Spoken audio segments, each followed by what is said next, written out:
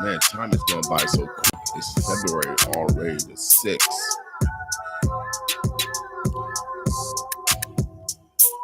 Got another game tomorrow.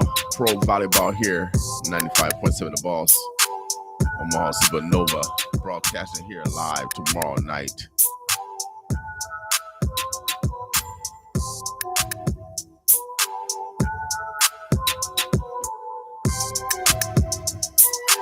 Oh, it's a blessing to be alive.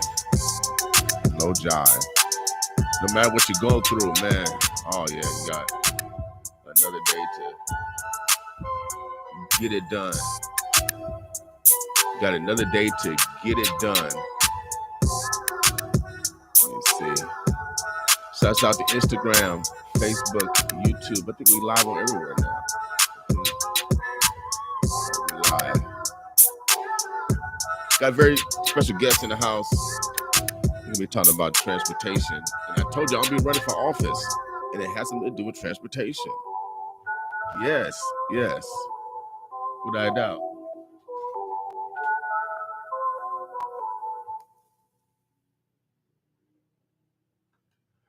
So again, the day is Tell the Truth Tuesday. You know, this day for your first time listeners or followers, we are a research radio station. Our goal is to modify our behavior so we're better individuals, better citizens, and better family members. What's wrong with being a little bit better? We put it in practice like y'all put iniquity in practice. We put positivity in practice. And so today is Tell the Truth Tuesday. That means you tell the truth. Be truthful to yourself. That means if you need to complete that degree, go get your GED, go get break a habit. If you need to break a habit, we all got some vices that we need to break. If we need to seek help, medical help, mental help, today is to be truthful and honest with self. You can expect other people to lie, cheat, rob, steal, murder. You can expect other people to do that because that's the norm of society. See, we're doing something opposite. I know y'all not used to doing something opposite, but I come from a mama from Mississippi. She had a different discipline. She went through the toughest slavery in mankind. And y'all want to get off the freedom train. Y'all think y'all freeze because y'all got a degree. Y'all think y'all freeze. As they attack everything that our ancestors have built. Everyone is coming to this country because of what our ancestors built. Blood, sweat, and tears. Strange fruit on every tree. It's Black History Month, man. I know y'all don't like me. I like to be unliked. It's a lonely road. Book of Eli, baby. It's a lonely road.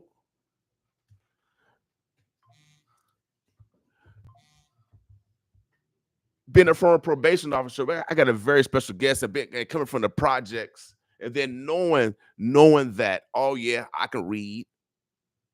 My mama couldn't, she had to pick cotton for y'all. So I can read. And as a probation officer, I know for a fact that we need to make a change, in our own behavior. We can't keep blaming the man or the so-called man. These laws apply to them also and everyone else. But I know for a fact that Omaha, Nebraska is the only place in America where the incarceration rate went up for Black boys and Black men, especially Black men. We're the only city in America. These are statistics from my source, Omaha World Herald. Shouts out to Omaha World Herald.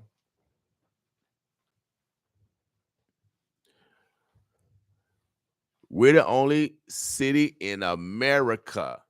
Do you hear me? Omaha, Nebraska, Y'all ain't talk back to me. And y'all act like it's all good around here. I know 200 some $80 million came through here. I know it came through here, but we got 200, almost 40 some percent of our black men locked up. Y'all ask, y'all look at where the black men at, they locked up. I get calls from Douglas County. Oh yeah, I get calls from Douglas County Jail right here on the boss asking us to play music because they only got a transistor radio. They only mode of communication radio. Man, we rule the world, baby. Radio still number one. I don't care if you got your blood podcast. I started podcasting back in 2009. You better, but a lot of people don't give you credit, so I'm gonna take my own credit. Two brothers that got killed at 19 all year here in Omaha, Nebraska. One by the white man, one by the black man. Both died at 19. My brothers, oh, I'm a different type of dude. So now I deal with this. I get the calls, y'all. I'm on the ground level. We ain't what you call them people? We ain't from New York City. We ain't simulcasting nobody here to Omaha. We talking about real stuff in Omaha, ground level. We got the number one show in Omaha, without a doubt. Nobody talking like we talk.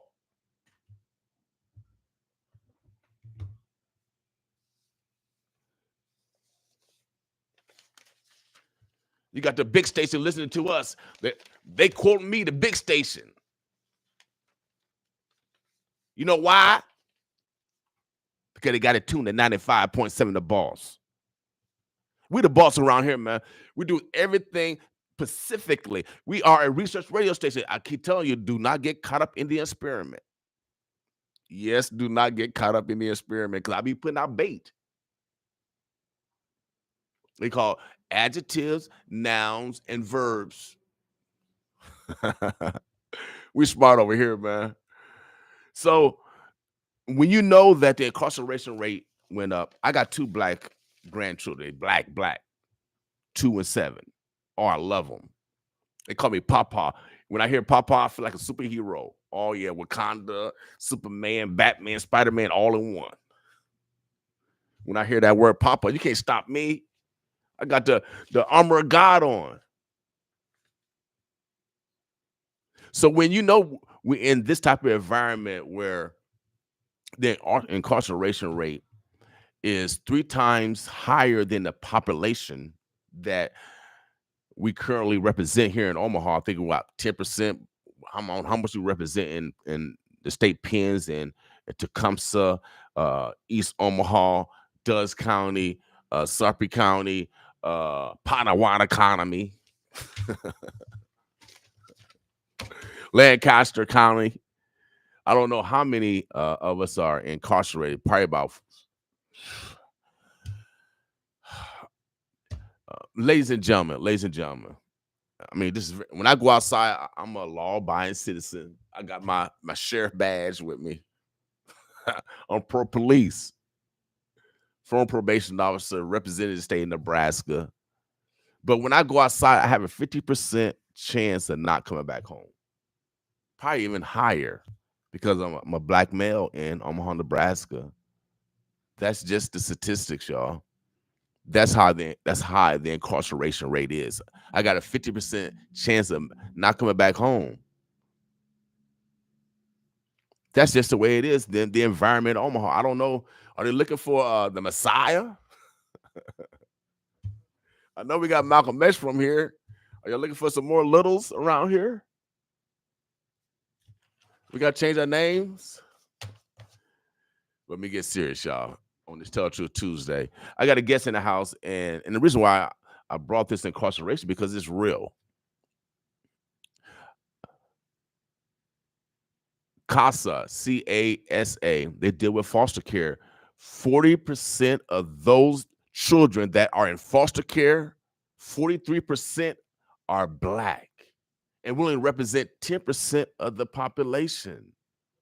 But we represent 43% of the children that are in foster care. I know y'all don't want to hear the truth, but today is Tell the Truth Tuesday. Some of them are your family members. You look the other way.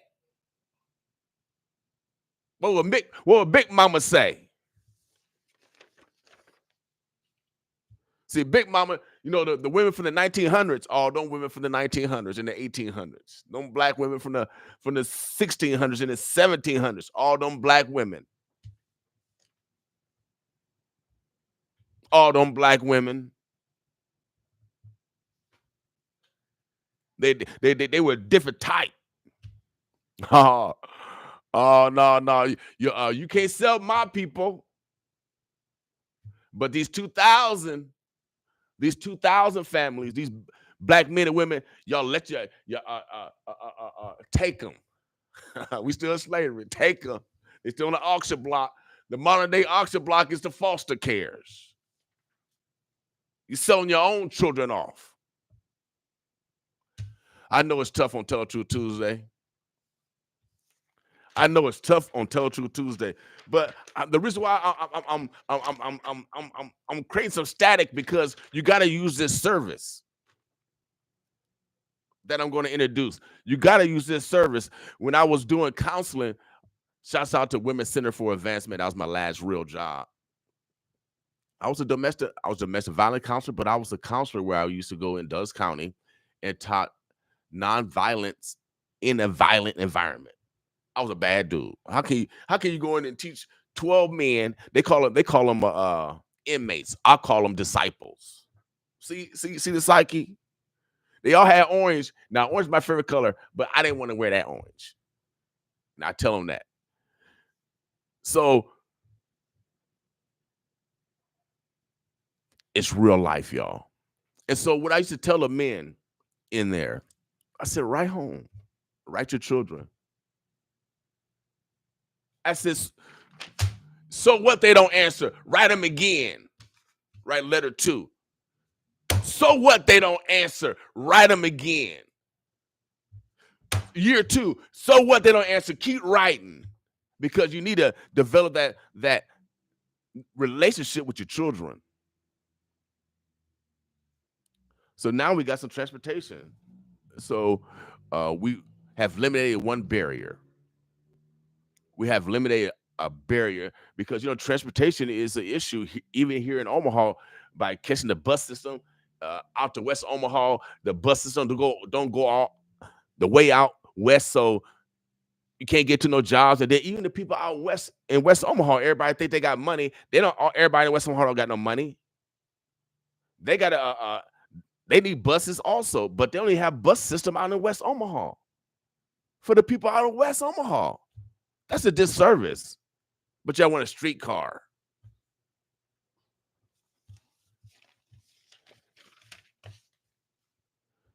So transportation is an issue in our community.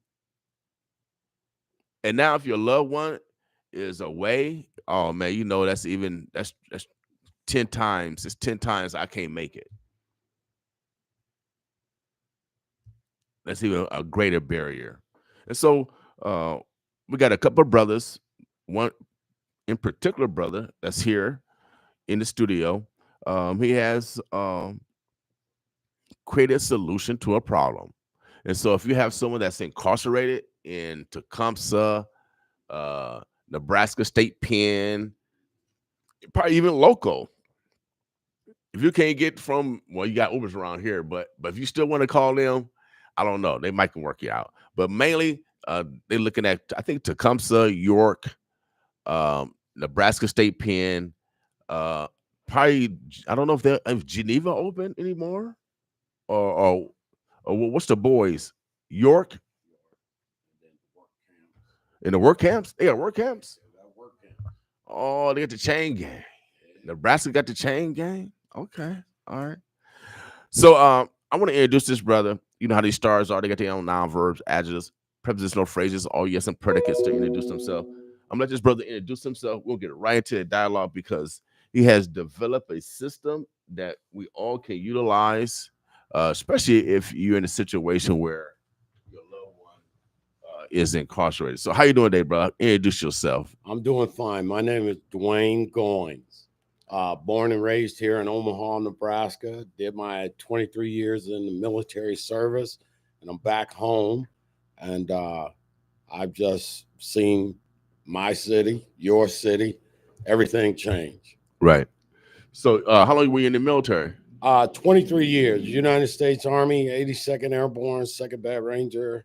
Um, I was out there doing it. Okay. Well, thank you for your sacrifice. I'm here by way of my daddy. He was Air Force.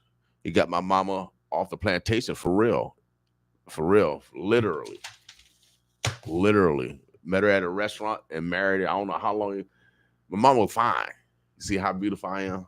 I get it from my mama. Oh, shouts out to a homegirl that won the song. I get it from my mama. So military. Born and raised here though? You from this area? Born and raised here. My father was Air Force, 23 years, retired from Offutt Air Force. Okay, yeah. Okay. So kept it in the family. Yep. Kept it in the family. So came back. Obviously, you haven't retired on life. No, there's plenty of life left. Plenty of life left. And God willing, I'm going to live it to the fullest. Right. Now, obviously, you've been a law-abiding citizen. I mean, represented, jumped out of planes, probably all kinds of stuff, top secret stuff. Been a ranger, but what has motivated you to develop your company? Tell us a little bit about your company name. Why did you develop it, and how can we utilize it? Well, my company name is Doing Time Transportation. And I came about this name because I have family that has been incarcerated and has been out, and the need to get out to see that person is kind of a struggle for folks to go see their loved ones that are incarcerated.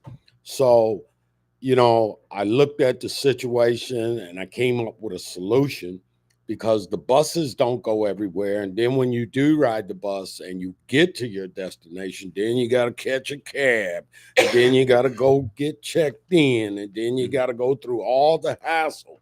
And it's an all-day thing. Mm-hmm. So with my solution with Doing Time Transportation, we alleviate all the hassles that come with it. And how we do that is, we set up pickup areas. You schedule your trip. We pick you up. We take you straight to the prison or institution facility that you desire to go to. We take you straight there. You go in, you see your loved one, you spend your time, you get done, you get back home, you're back in Omaha or whatever major city you're leaving, and you're back to work doing your regular day.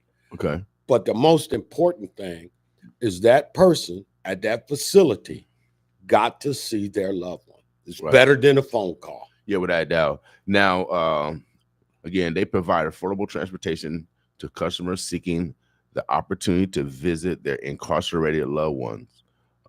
Their transportation services ensure safety, quality, convenience, and comfort during your transport.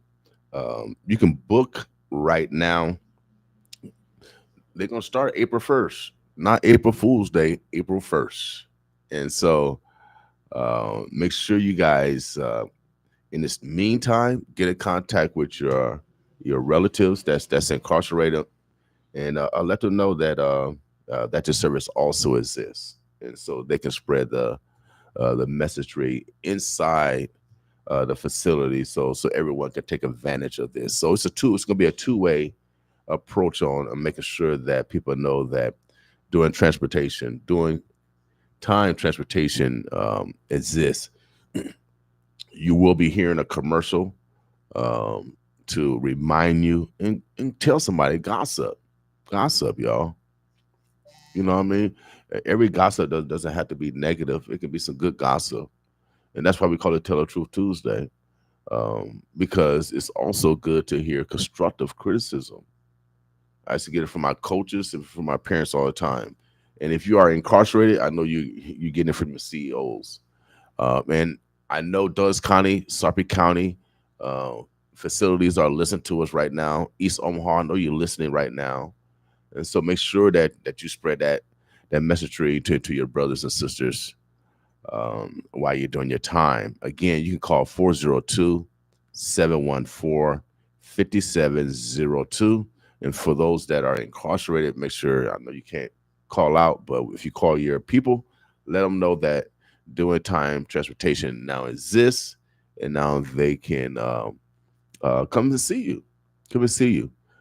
So we all have relationships, not only locally, but like in any other facility that's around here.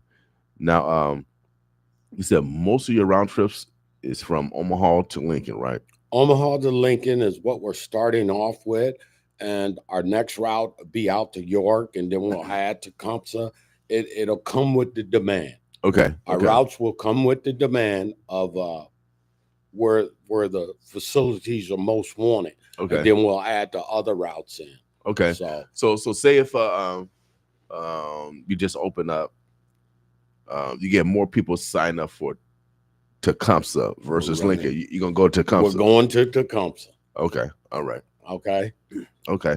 So basically, how many do you want to get scheduled before you make the trip? Well, every Thursday, your ride has to be scheduled by Thursday. Okay. That will depend upon how many vehicles I will have available to or provide that need. Right. Right. Okay, so if you get it in by Thursday evening, you'll have a ride no matter what. Okay. So you go online, schedule your ride at doingtimetransportation.com, and you will have a ride. We have pickups area over north, and we have a pickup area out at the West Roads. Okay. Over north is by 72nd and Ames, the Home Depot. Mhm. Pick you up right there in the back of the lot, Okay. and Good. we'll get you guys to where you need to go. Okay. Great. Great. So you got two locations. Um. And we're working on other pickup areas too. Uh-huh. So, on the website, there's a page on there that says the feedback. Put in your feedback, your location, so we can get closer to you. Mhm. Okay. But those are the two major areas we picked out for now. Okay. Great. Great. Again, that number is 402 714 5702. You can call or text Brother Goins. Prices as low as $70 round trip from Omaha to Lincoln. And they transport on weekends also. So, but you got to get it in by Thursday so they can, schedule everything appropriately. Um, Also, please call about special holiday visitations. Reservation required and must be made again by Thursday. Each facility have special visitation rules and regulation. It's your responsibility as a visitor to verify the rules and regulation of that facility before making reservations with doing time visit. And so make sure you do diligent on the visitation rules of each facility. And then also to make sure that the inmates do not have any infractions where their visitation might have been taken away because of whatever. So communication is always necessary so you can have smooth transportation. All right. That's correct. Make sure you check with the facilities and you fill out the correct paperwork so you are able to visit that individual. Hmm. Yeah, it's very, very crucial that you do that in advance. They will not let you in. Period. No ifs, ands, or buts. Again, you can go to www.doingtimetransportation.com and they spell it like regular Webster and regular Google. Most black people they add some stuff to it. They add some extra letters. But now, doing time transportation com is where you go to schedule your ride to see your incarcerated loved ones, without a doubt. So let's be purposeful. Brother Gass said, "Good morning, uh, my brother from another mother. Happy Tuesday, little brother from your big brother from another mother, Minister Ralph S. Gaston. Appreciate you, brother. Today is Tell the Truth Tuesday. We're talking to my man, Dwaine Goins, owner of Doing Time Transportation. It's an opportunity for you can visit your loved ones in Lincoln, Nebraska. The service began April 1st. Oh, yeah, April 1st, 2024. But now you can call 402-714-5702 to schedule your time for April 1st. For those brothers and sisters that's listening to us right now in Sarpy County, Douglas County, East Omaha, make sure you take this number down, 402-714-5702. Spread that with your brothers that's in down in Lincoln.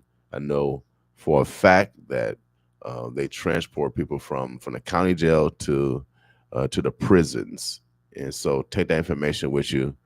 And so uh, that barrier won't be there when you write back home to your children, and you wanted them to see you. So and everybody can make money in jail, so you can pay for them to be transported also. I know y'all get slave wages, but at the same time that show extra love that of your sacrifice to see your children also. So for those that are in this situation, families that are in this situation, this would be a great time to make sure that although their loved ones are incarcerated, that they still can have a relationship with them. You know what I mean? Because they still yearn them, even though they're locked up. Children still yearn their fathers and their mothers.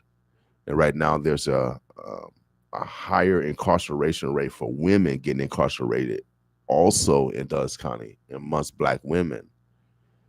So we got to be conscientious of our behavior. And that's why we're a research radio station. That's why we work on our behavior, because amongst all this negativity that's introduced to us every day, constantly, we gotta have a force that's uh, that's propelling that. We're that 95.7 the boss. We that, and we highlight our brothers and sisters that's manifesting their God-given talents. Brother Dwaine Goins is doing that by creating Doing Time Transportation. Take advantage of it. 402-714-5702. 402-714-5702. Schedule your appointment now.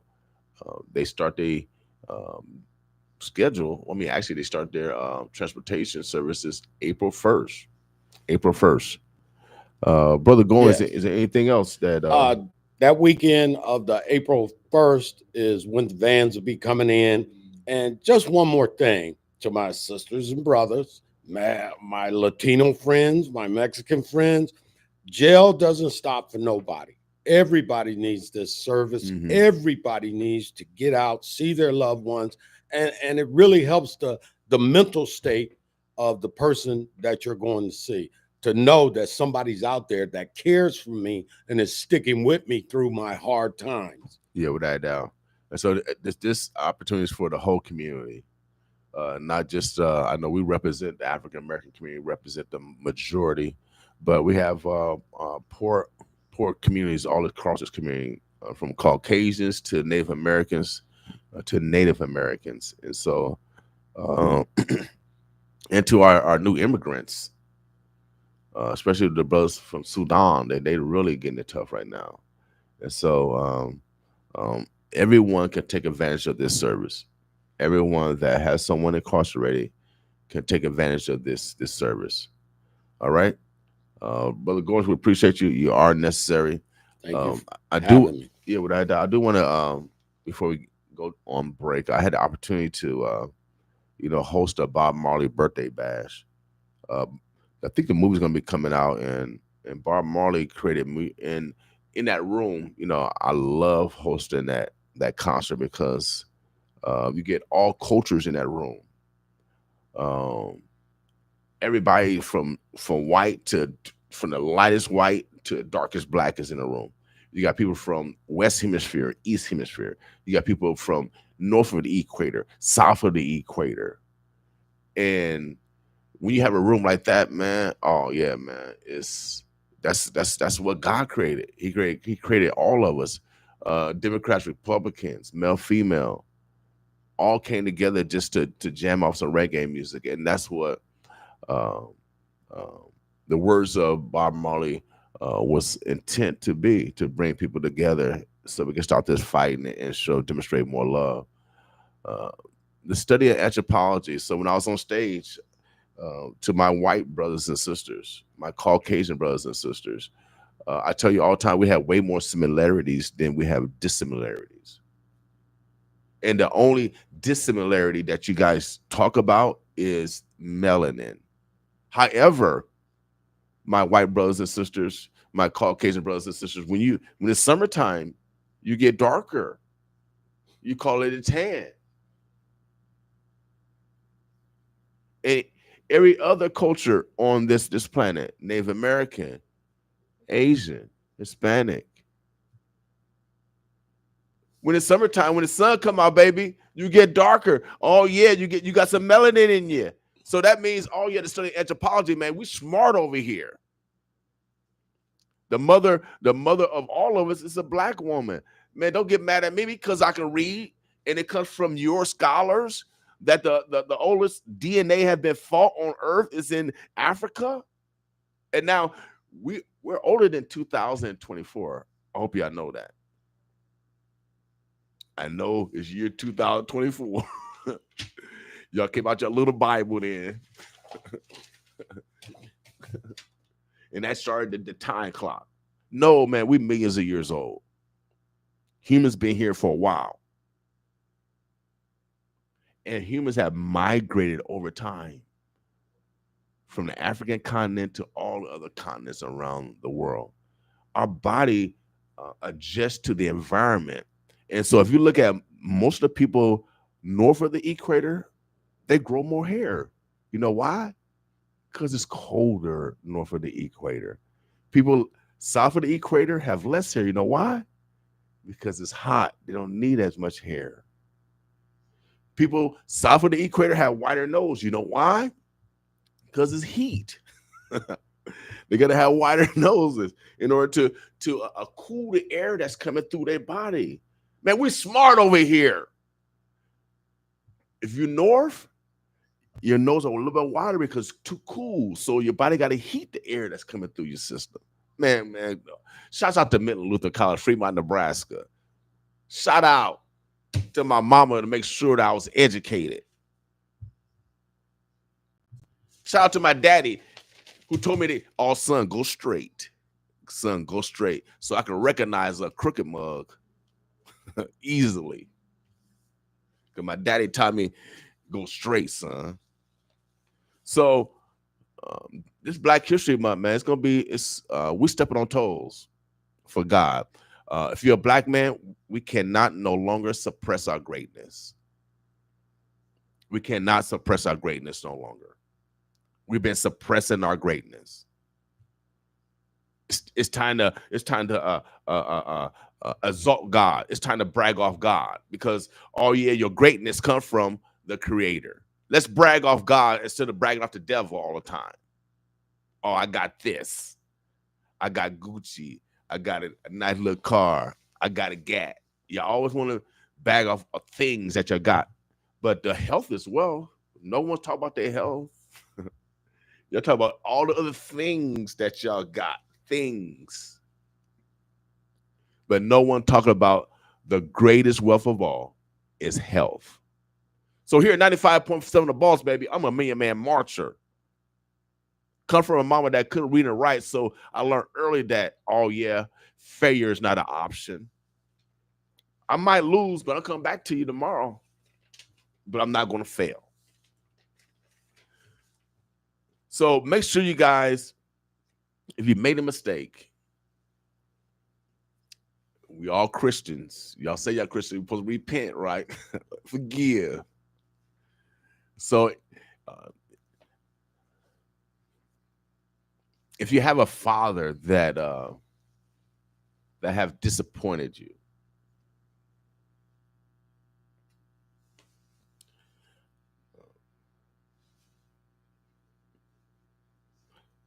the only thing that you can do is call and talk to him on why you're disappointed. We got to create some self healing where we build back our families again. We got to forgive our fathers. We got to forgive our mothers because you don't know what kind of abuse they went through. You don't know what they went through or what's running from.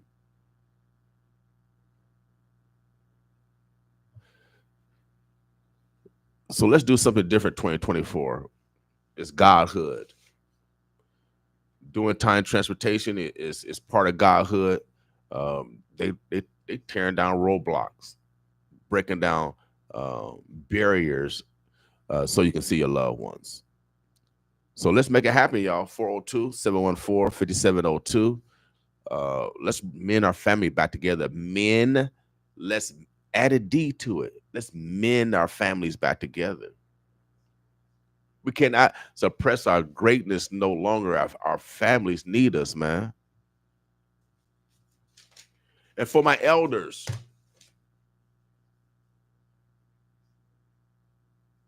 open the door for the next generation. Don't be gatekeepers. Let the next generation, let them manifest their God-given talents. I know we got a lot of gatekeepers here in Omaha, in every community of all different colors. The elders get up there. They don't want to lose a position, so-called lose a position. But you being in the military, uh, uh, the uh, the newbies coming in, they were important as the oldies, wouldn't they? Yes, they are, because we got to train them in that way, the way to lead. And one of the things that you had mentioned, mending the family, and this doing time transportation really helps that, where the child can see the father. I did not leave you. I just got caught up in something. I am here. You have a way. We're making a way so you can mend that family. Right. And like he said, if you have questions, you can look them in the eye and get your answers. Without a doubt. And then also, it's the best teaching environment because now you can say, "Don't come here, son. Don't come here, daughter. Don't come here, son. Don't come here, daughter." And they can convey that message in real time. In real time, and so they don't get caught up because daddy they didn't see daddy, and they gonna repeat what daddy has done. So let's stop this cycle, y'all. Let's stop this cycle. Let's stop this cycle. Spread the good news. Gossip. Today's Tell Truth Tuesday. Gossip. Y'all tell bad news all the time. Gossip about some good news. Gossip about some good news. Here at 95.7 The Boss, like I said, we are a research radio station, and we brag off our neighbors, especially our neighbors that's manifesting their God-given talents. Without a doubt. We're bragging off God this year. We're bragging off God. Now, they teaching all sexuality to first graders in school, but they won't teach about God. Something wrong with that. They took it out. Something wrong with that. Where the church man at? Where the church woman at? Y'all worry about tithes, but you ain't worried about the front line. They're teaching our kids sexuality, but they're not teaching about God. And you're supposed to have a moral society. I don't understand the mathematics of that one. I'm like Jay-Z. I tell the truth when I get nervous. Let's tell the truth Tuesday, y'all. Um, they do not want us to have a voice. Like I told you, I got a suspicious mail. I got suspicious mail. They don't want to have us have a voice. And when you speak, truth to power, they especially don't want you to speak. But I keep telling you, health is wealth, and we got the armor of God on. Period. We got the armor of God on. Brother Goings, anything else? Just get the word out. We want to work with our local churches, and you know, we understand that these families that are out there that do have incarcerated ones will work with you. Will get you there to see them and bring your family back together. Bring the family back together. Without doubt. So let's be purposeful. Let's not double punish or triple punish our children based off of someone else's behavior, just because someone else made a mistake. Well, I'm not going to take him down there because he says he said such. Women, we cannot continue to uh, uh, participate uh, in continuous destruction because of someone else's behavior.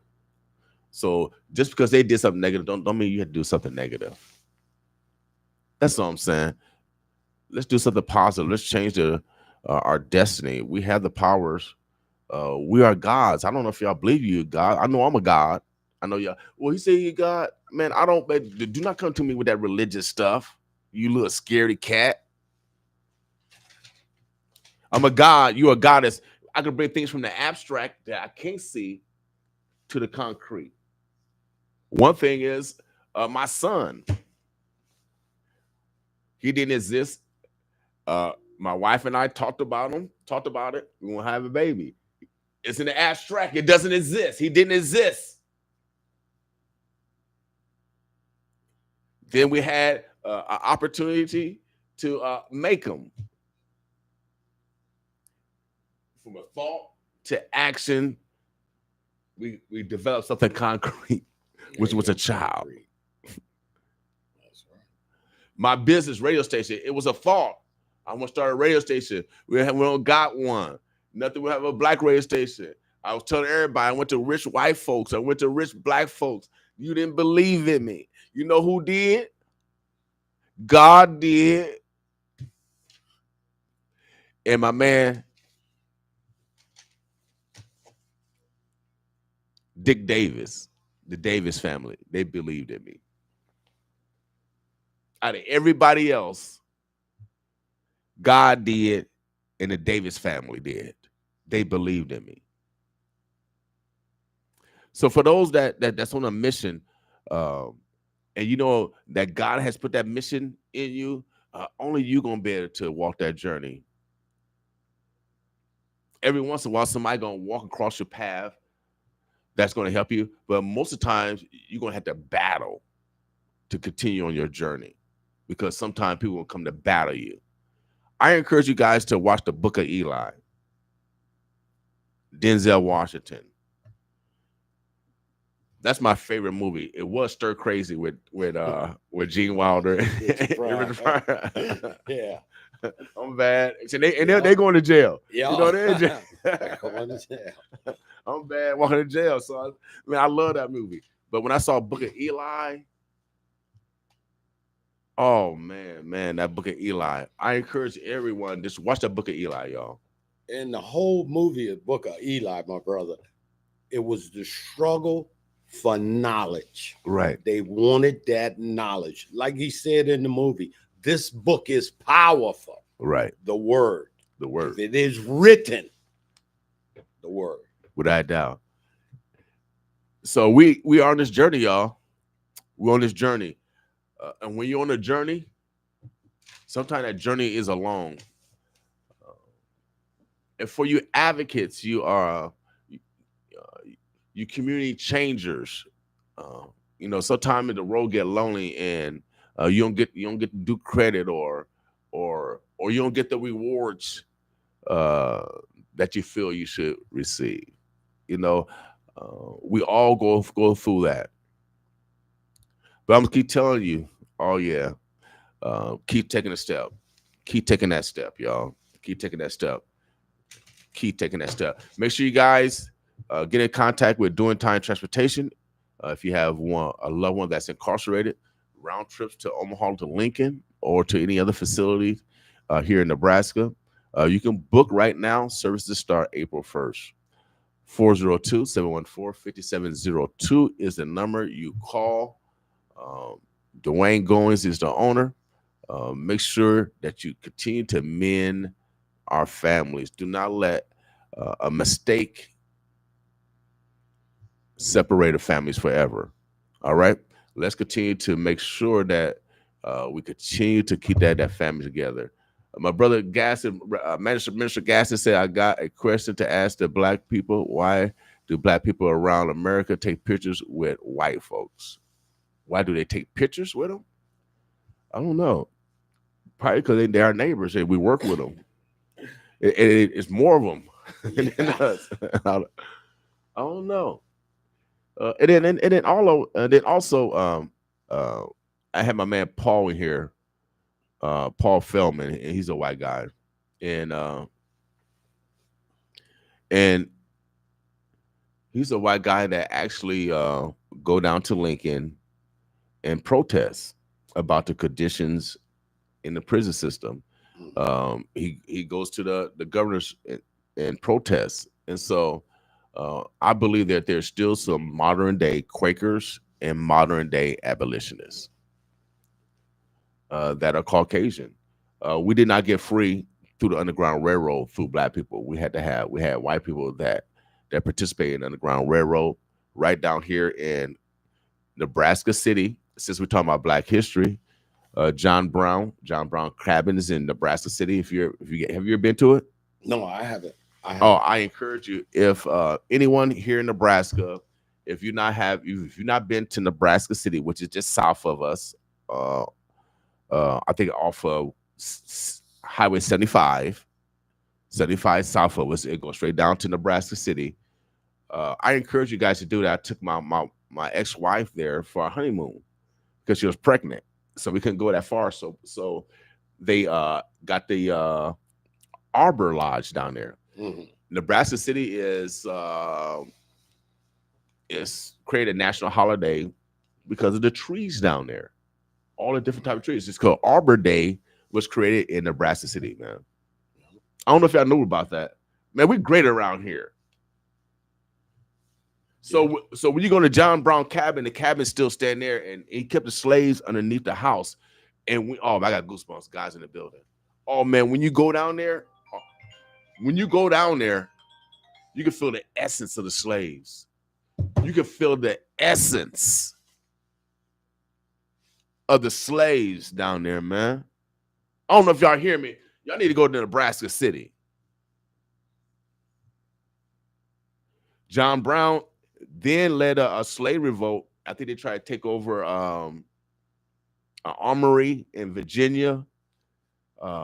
They got in a great battle. I think he eventually got killed and some of his followers, but he was a white man. He was a Caucasian brother.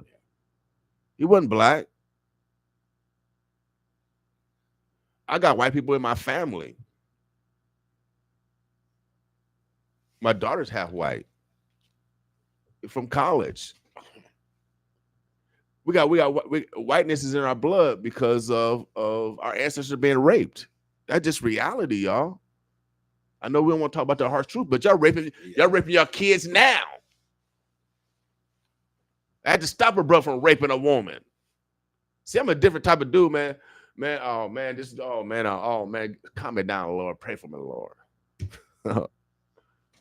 boy. But we just refuse to change. We just want to just be with those that created iniquity. We just want to never change. We just want to be followers.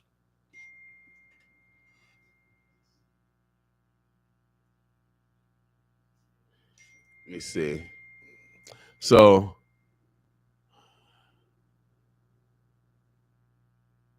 life is tough sometimes. That it is. And I don't know who your follower is, but you got an answer for me? Yes, I do. Let me hear your answer. You know, your question was, why do black people take pictures with white people? Yeah, so why do white people take pictures with black people? Yeah, okay. Why? Let's flip that question around. Uh-huh. Because they consider you a friend. Right. I want something to remember you by. Okay. That's the way I see it. Uh-huh. I have a lot of white friends. I have a lot of Mexican friends. I have a lot of Latino friends. Being in the military, hey, we only saw one color, and that color was green. Okay. And, you know, if you're holding a grudge because white people are taking pictures with black people or black people are taking, then where's your brotherly love? Right. Ask yourself, We where's my brotherly love? mm-hmm. How much does this person mean to me? Or you might say, is this person deserving of me? Mm-hmm. But, it's how you see it. But love is love, my friend. So That's all I got to say. well, I think and then I asked, why did we take pictures? What, like you said, to create history, document Yeah, that to history. create history, Yeah, a document that history. remembrance of you. Yeah, okay, what I doubt. You gotta create family memories, and I still look at my mama picture when I'm at home. I said, and then man, every once in a while I get the urge. I say, dang, I want to call her, but I can't even call her because she's not here no more. So that's why I say, guys, cherish your families now.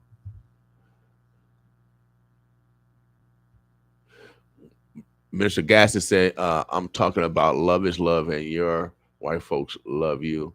That's our black problem. Make yourself. Well, we all gotta we all in America. We ain't going nowhere. So um all y'all religions teach that we should love our neighbors. Here at 95.7 the boss, we don't talk about it. We don't pray about it. We bout about it. Period. Um One thing that my mama taught me, even though she picked cotton for white folks, I used to drop her off in West Omaha to clean houses, clean white people houses. But she never taught me to hate white folks. She didn't pass that sin on. She didn't pass that burden on to her son. And that's what comes from y'all children book. That's why I call them y'all children book, because y'all don't even follow your own damn Bible. Right. Y'all don't even follow your own damn Bible. My mama couldn't even read the Bible. She come from neology. So that's why I don't hate the white man, because my mama didn't teach me to hate the white man, even though she got whipped in Mississippi by the white man.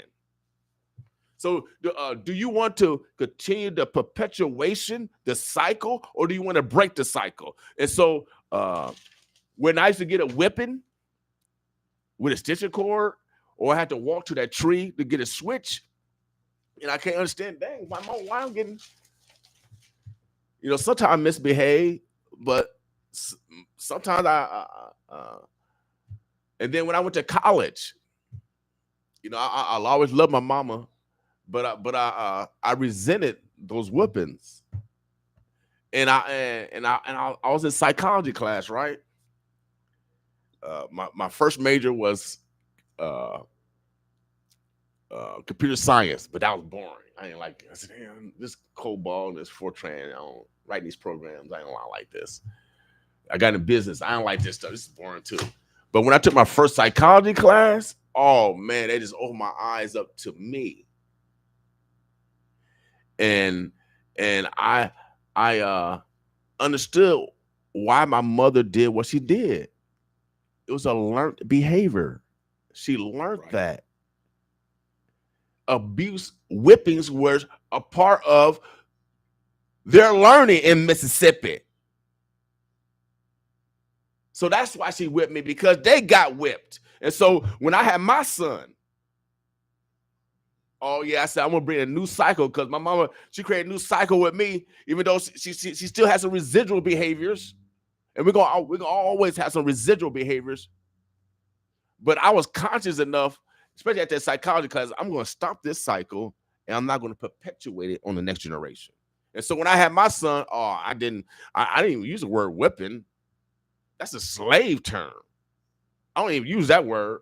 So why am I going to continue to perpetuate slave language to my free son? So I spanked him once, and that's because he got around, I think, the electric socket. So I had to associate pain with the electric socket. Some things are learned. So you got to associate pain with the electric because Mhm. that pain is better than the death pain of that electric. Yeah, it is.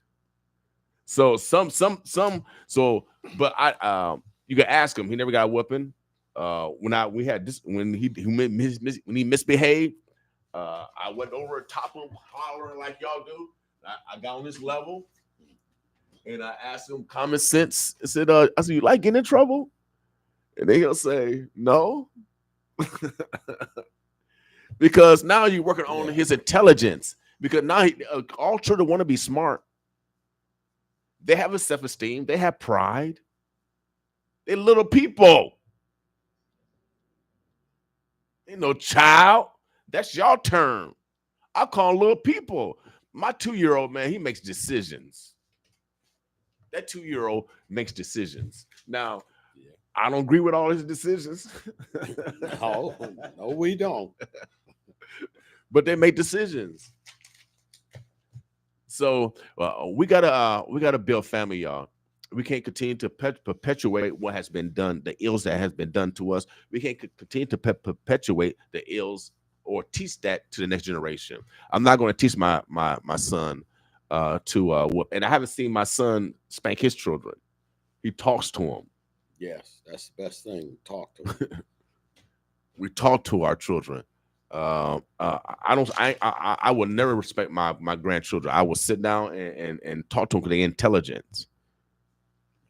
You don't have to beat your children. That's why you're losing your children now. So I stopped the cycle of whipping. My son had to go to no damn tree or go get no extension cord. That's not even in his vocabulary.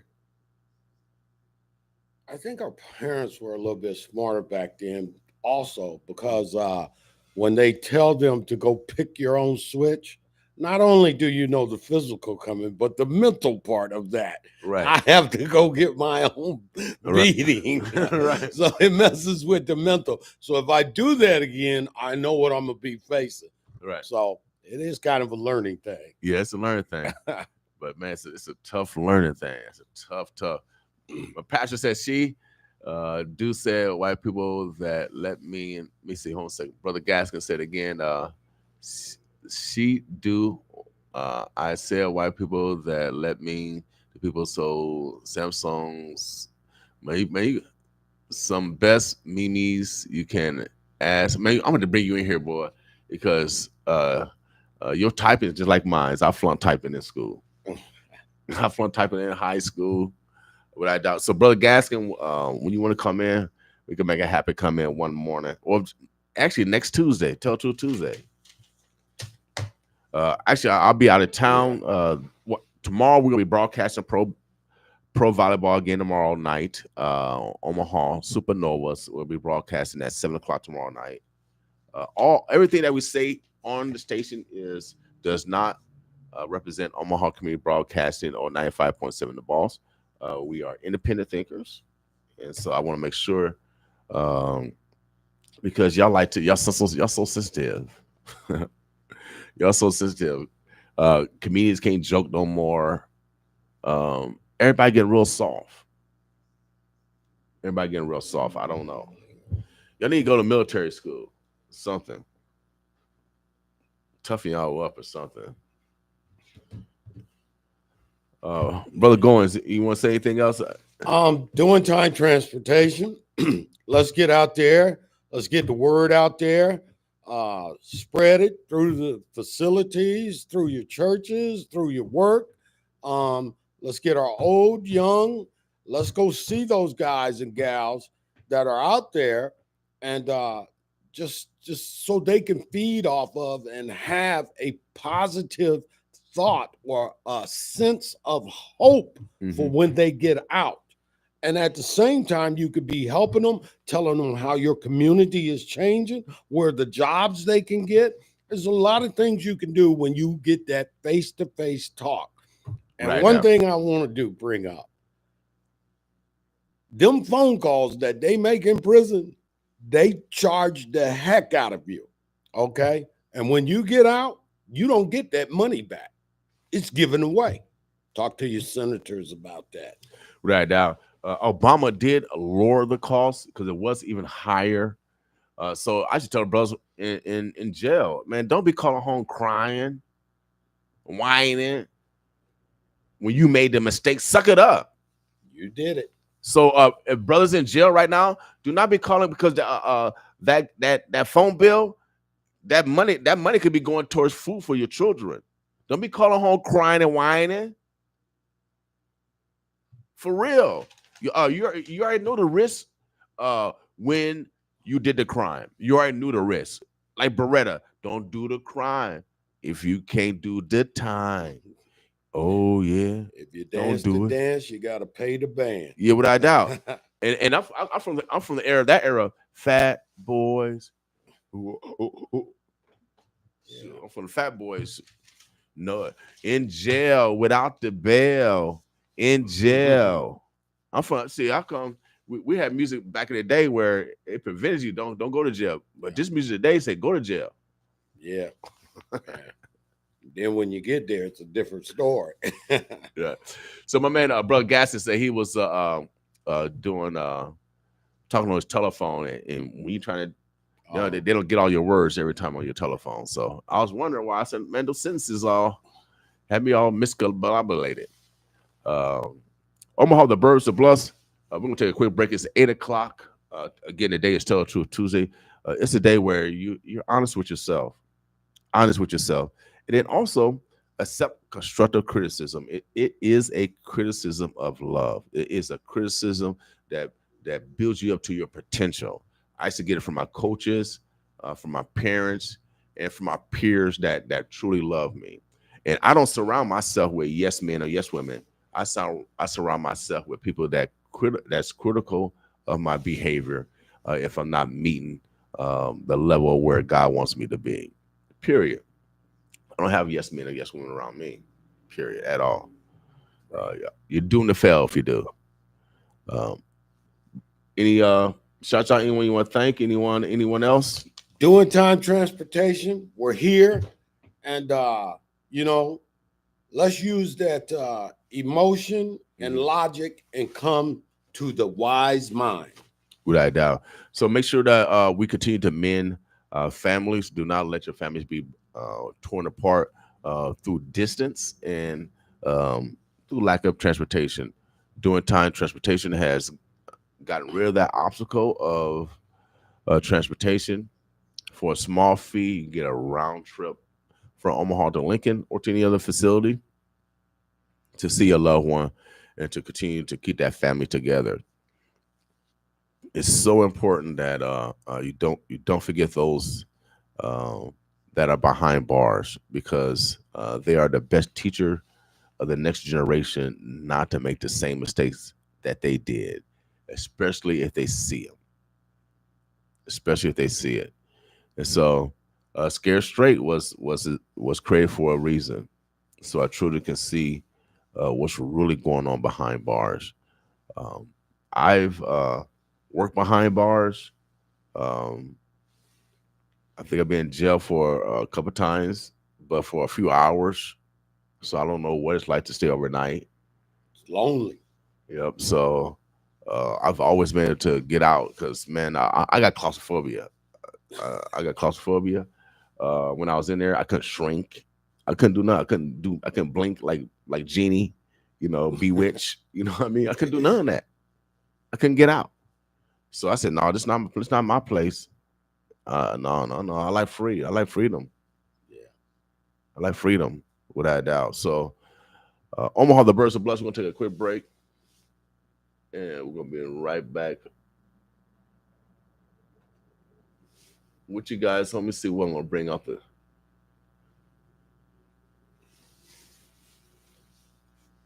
My man. Let me see. Let's go Wakanda. Boss with us, y'all. 95.7 The Boss. All the music that we play here are local, from the Birds to Bluster O. Wakanda One, Boss with us.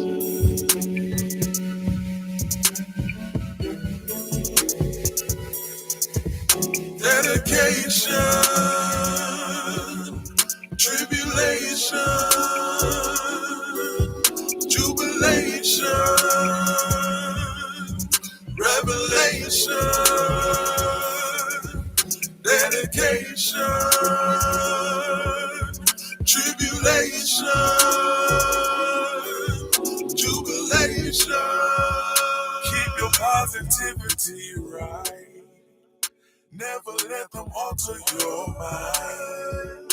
Stay on the path you know you're supposed to. And have no fear of falling. Listen to your conscience. No fear of falling. Stay on the path you know you're supposed to. And have no fear.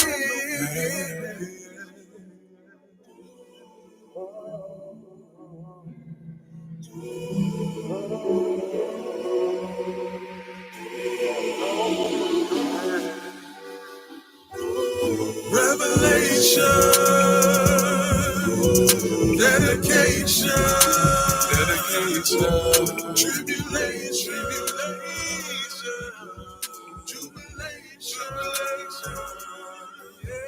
revelation, dedication, tribulation, jubilation.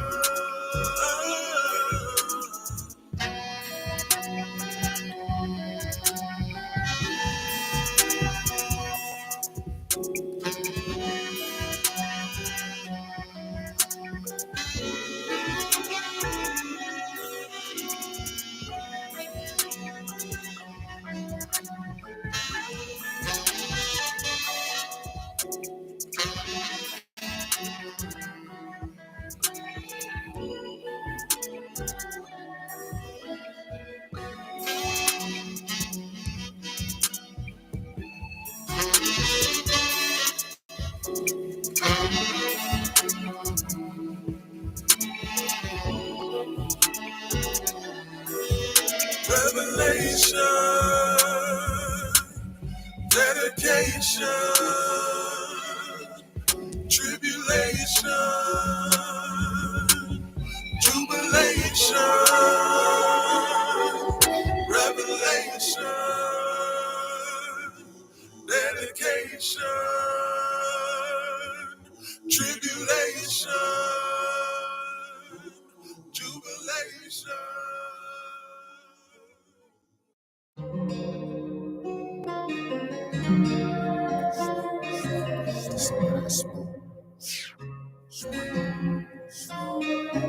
Espionage off in this spirit.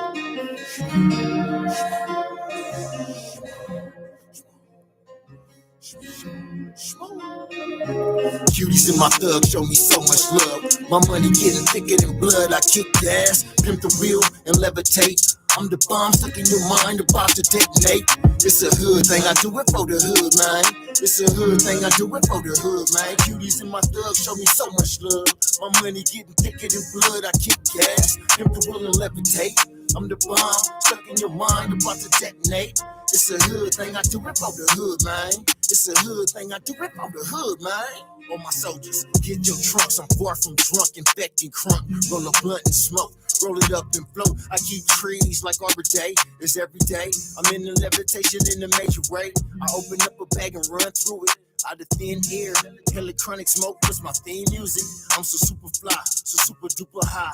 A high rolling monster, that wicked face piranha. Got you hooked if you in range. Off any smooth beats, I'm lacing game. I got killer dope lyrics to sing. Come get your fix, man.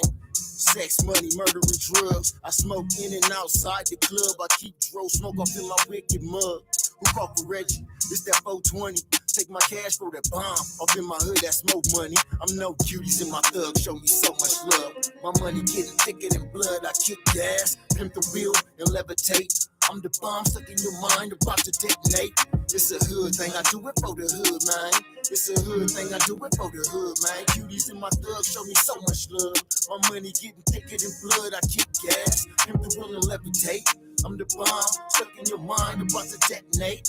It's a hood thing, I do it for the hood, man. It's a hood thing, I do it for the hood, man. Can't afford it, ain't no chasing the sack. I'ma smoke another Zag and get my cash back. This mafioso dragon blaze the bag, the ash. I be sipping my lean, smoking my G Hood crew. So sip, sip, twist us up another one, put it to your lips and vibe. Puff, puff, blow it out, puff, puff, get high.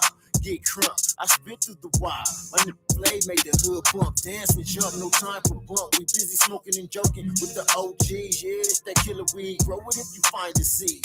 I be on that cushion potion. Puffity puffin' my 420, then I'm floating. My lungs choking like they broken. It'll put you on your knees. I keep smoking like a chimney, you feel me? My magic wands is the bomb. I'm on my hustle to dawn, shining for the cuties and the thugs who show me so much love. Y'all got my money sitting thicker than blood ounces, sinking like some pounds. You dig these smooth move sound, light them up and pass them round. Light them up, yeah, pass them round. Light them up, yeah, pass them round. Cuties and my thugs show me so much love. My money getting thicker than blood. I kick gas, pimp the wheel, and levitate. I'm the bomb stuck in your mind, about to detonate. It's a hood thing, I do it for the hood, man. It's a hood thing, I do it for the hood, man. Cuties and my thugs show me so much love. My money getting thicker than blood. I kick gas, pimp the wheel, and levitate. I'm the bomb stuck in your mind, about to detonate. It's a hood thing, I do it for the hood, man. It's a hood thing, I do it for the hood, man. It's a hood thing. I'm sparking flames on aims, smelling like cologne and mirror. That gunpowder. I'm in love like Rick James, craving that healing like Marvin Gaye. I can fade if you fade my pain. I'm nuclear, a chronic doja blower. Pilot the bombardier, I'm on that Bombay. That kush, that's my bitch, returning the sender. Get out of the way, I'm a buff, real tough. The investor, DJ more smooth. Atomic bomb, stuck in your mind, it's time to detonate. So test my draw when it'll touch ya. Have you coughing and spitting just like a buster? I'm dipping, hitting corners, I won't let you suckers stop me. Y'all be on that Reggie, this that kush, try and top me. I'm blowed and throw, relax and focus on Cali trees. It's coming, keep pumping, no fumbling, it's endo with blunt between my fingers, fat like pinky fingers. I'm cooking my spinach, inhale, exhale, refill my lungs. It's sprung on the smell. Catch the vapors when I'm smoking on hate. I be smoking blunts all day. Burn rubber if I wanna, blow what I wanna. Espionage, count crunker, let the chronic Mac. Hit my bleezy, watch your lungs attack. Hit my bleezy, watch your lungs attack. Watch your lungs attack, attack.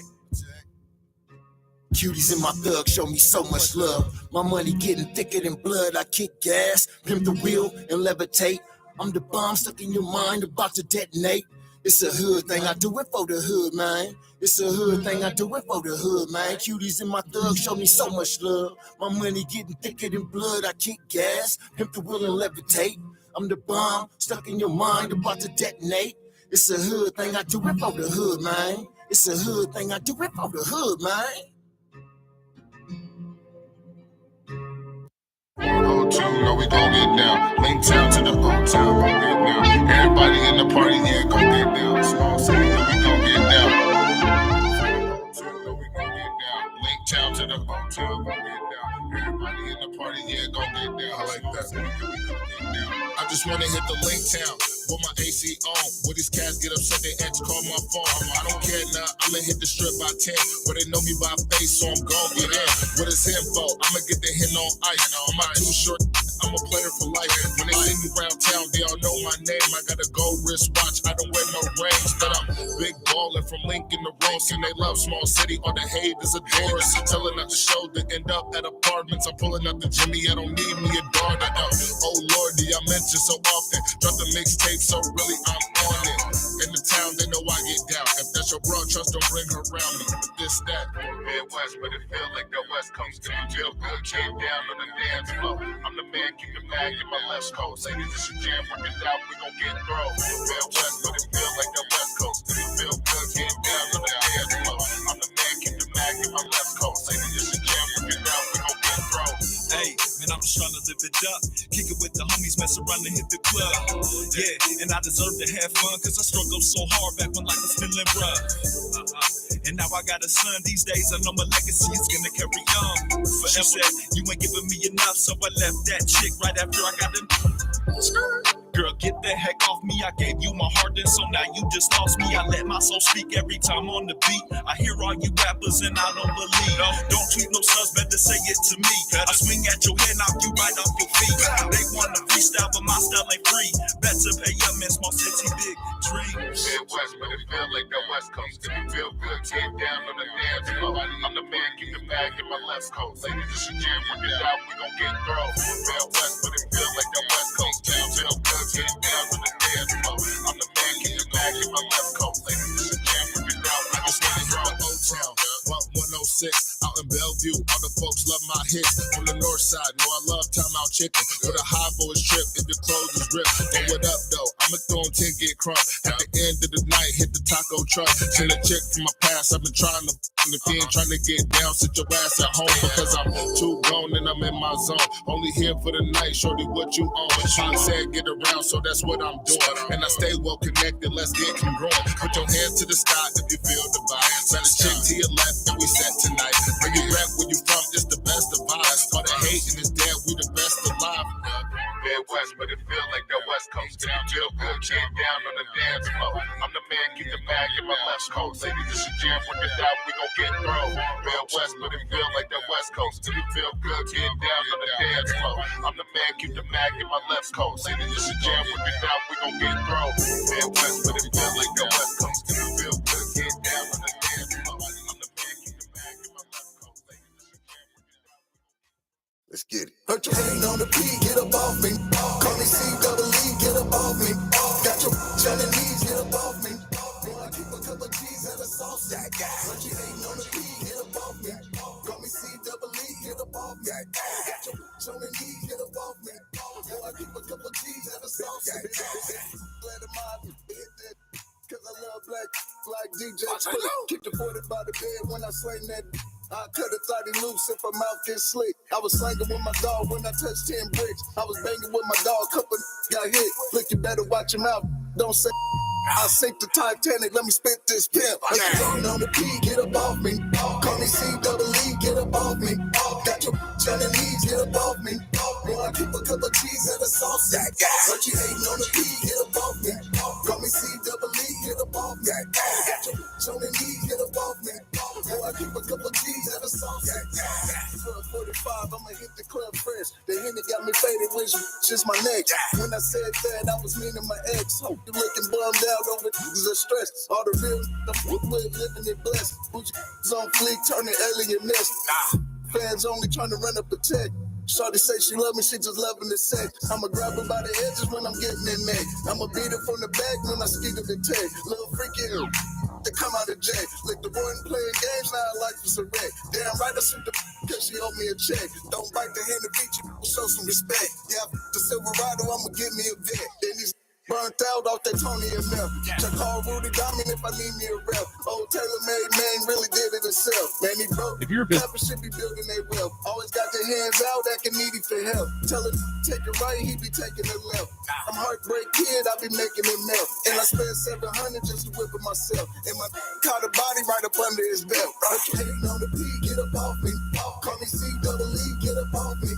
Got your on the knees, get up off me. Boy, I keep a couple G's at a sauce stack. Heard you hating on the P, get up off me. Call me C-double-E, get up off me.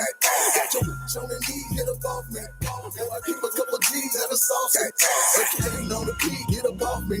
Call me C-double-E, get up off me. Got your on the knees, get up off me. Boy, I keep a couple G's at a sauce and heard you hating on the P, get up off me.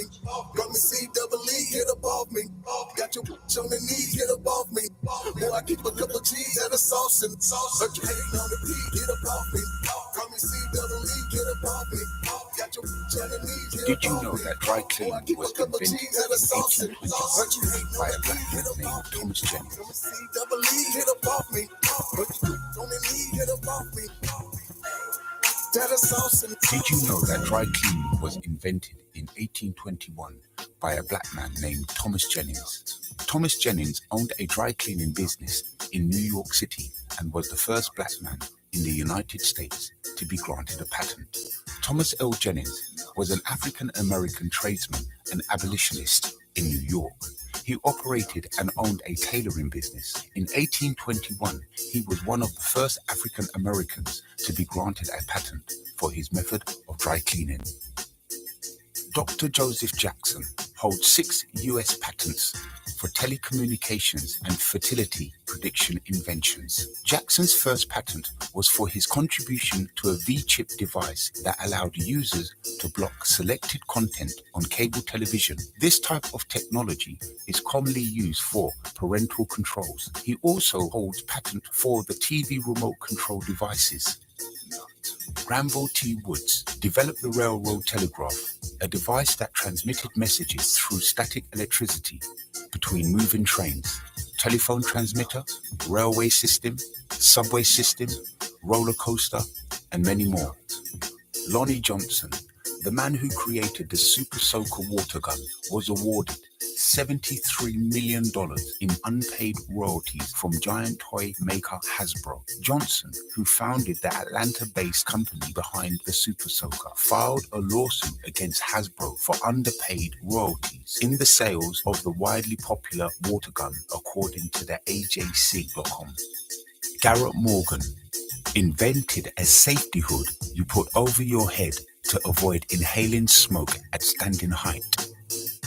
Jesse Eugene Russell, inventor of the digital cell phone. Paul L. Downing, little known Black history fact. This man is named Paul L. Downing. He invented what every household uses today, the mailbox. Downing patented his mailbox on October 27, 1891, and called his invention a street letterbox.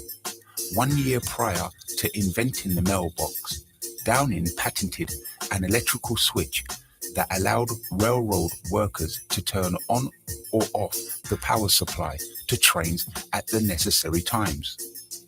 Downing's design for the railroad switch were used as inspiration for inventors who created residential electrical switches.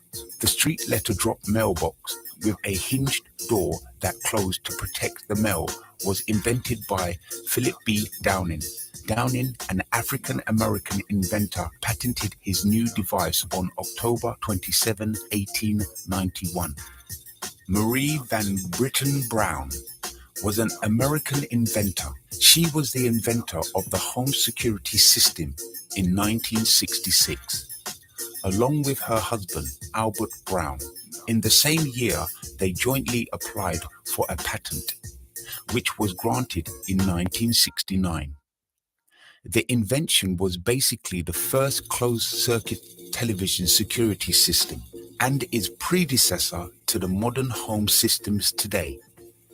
It led to the foundation for video monitoring, remote-controlled door locks, push-button alarm triggers, instant messaging to security providers and police, as well as two-way voice communication. The fame of Brown's device also led to the more prevalent CCTV surveillance in public areas, according to a 2016 New Scientist report.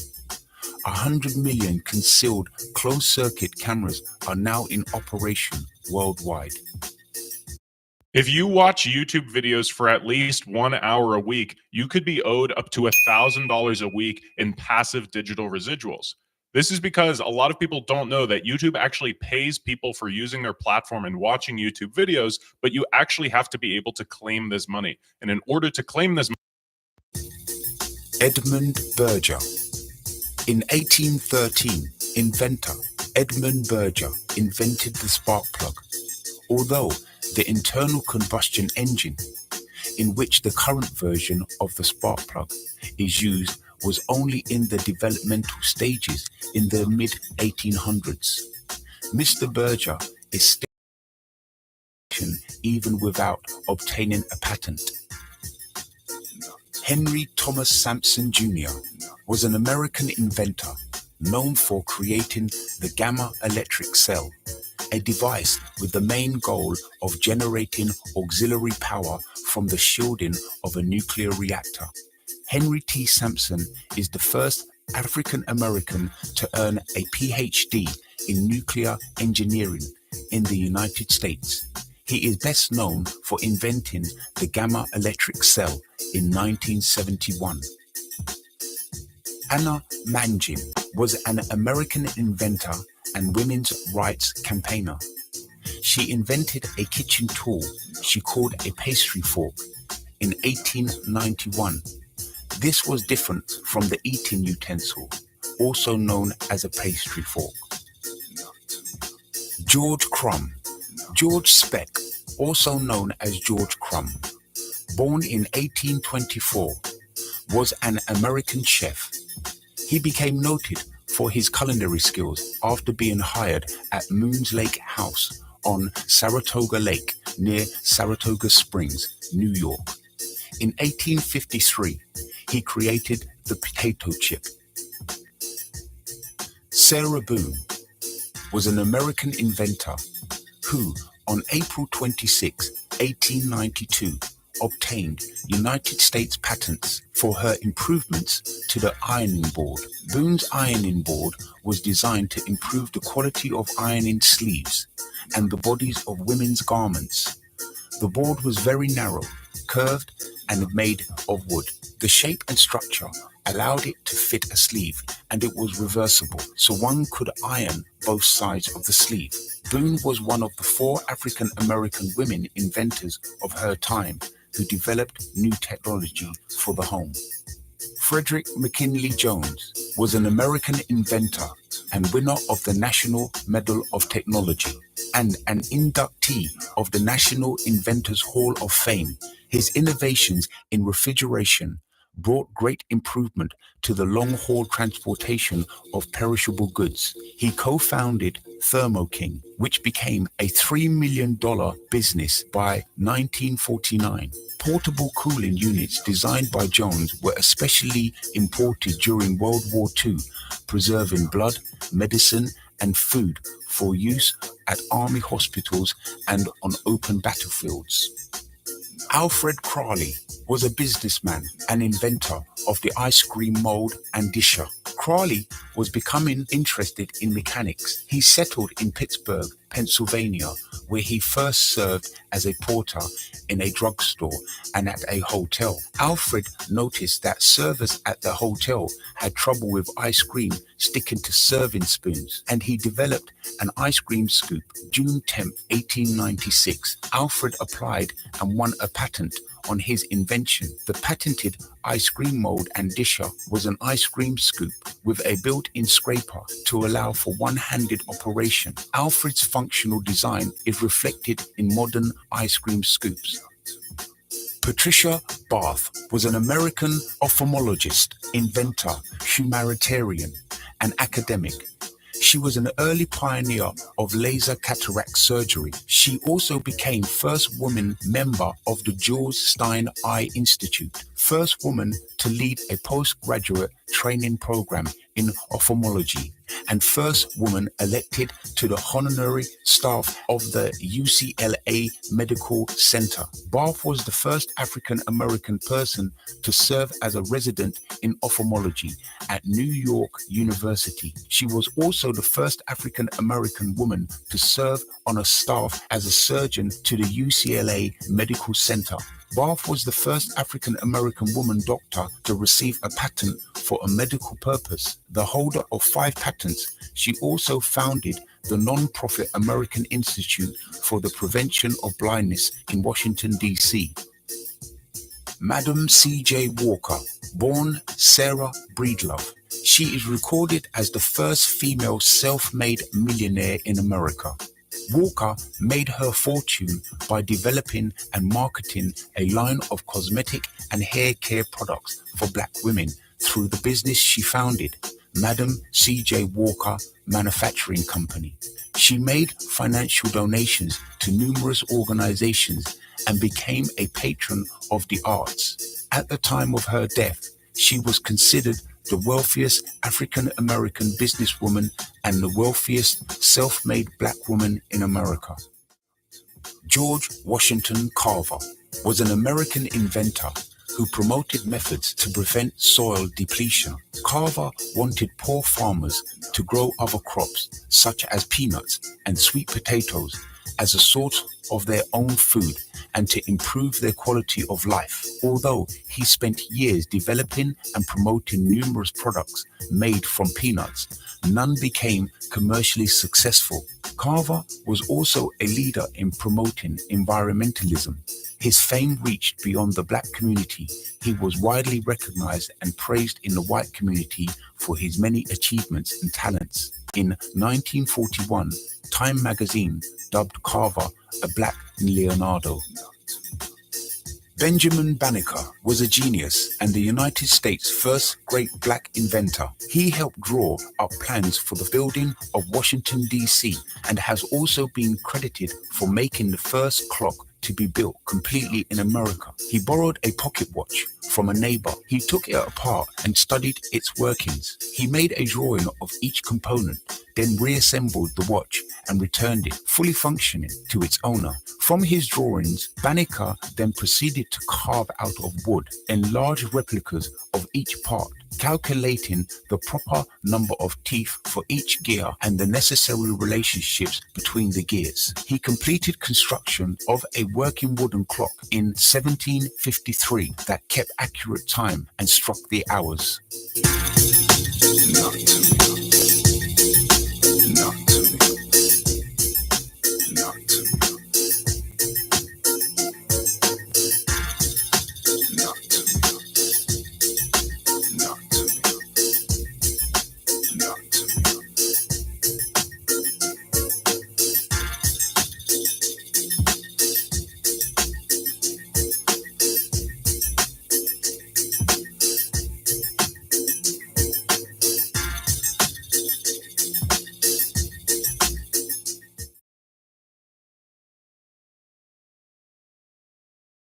During the 2008 financial crisis, the stock market fell 37%, yet one man, hedge fund manager.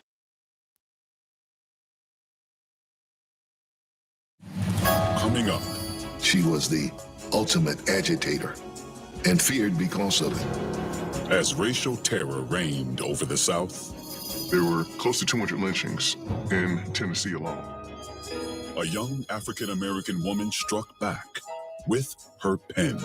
She was writing not just to inform, but to shame. She says, I'm going to challenge you on this threadbare lie that African American men are lynched because they rape white women. She fled to Chicago, where she emerged as a radical black leader.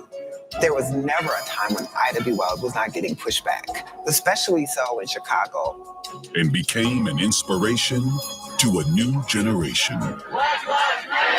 Black Lives Matter is addressing the same issues that Ida B. Wells took up in the 1880s and 90s. Ida B. Wells. Next on Chicago Stories.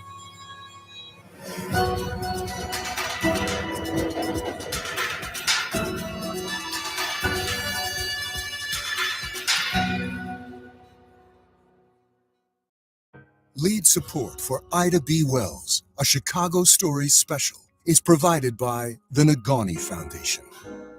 Additional support is provided by Jim and Kay Mabey, Strategic Growth and Transformation Partners, and by the following donors.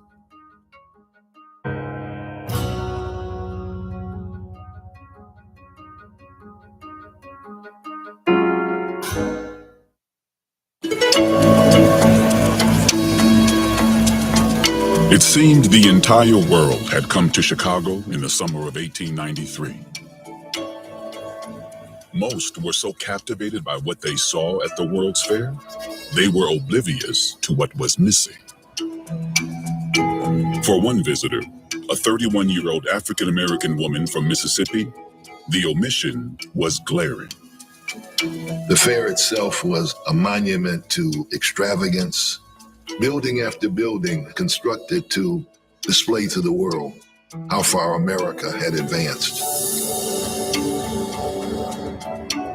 Ida B. Wells had come to Chicago to point out what the fair's organizers had ignored.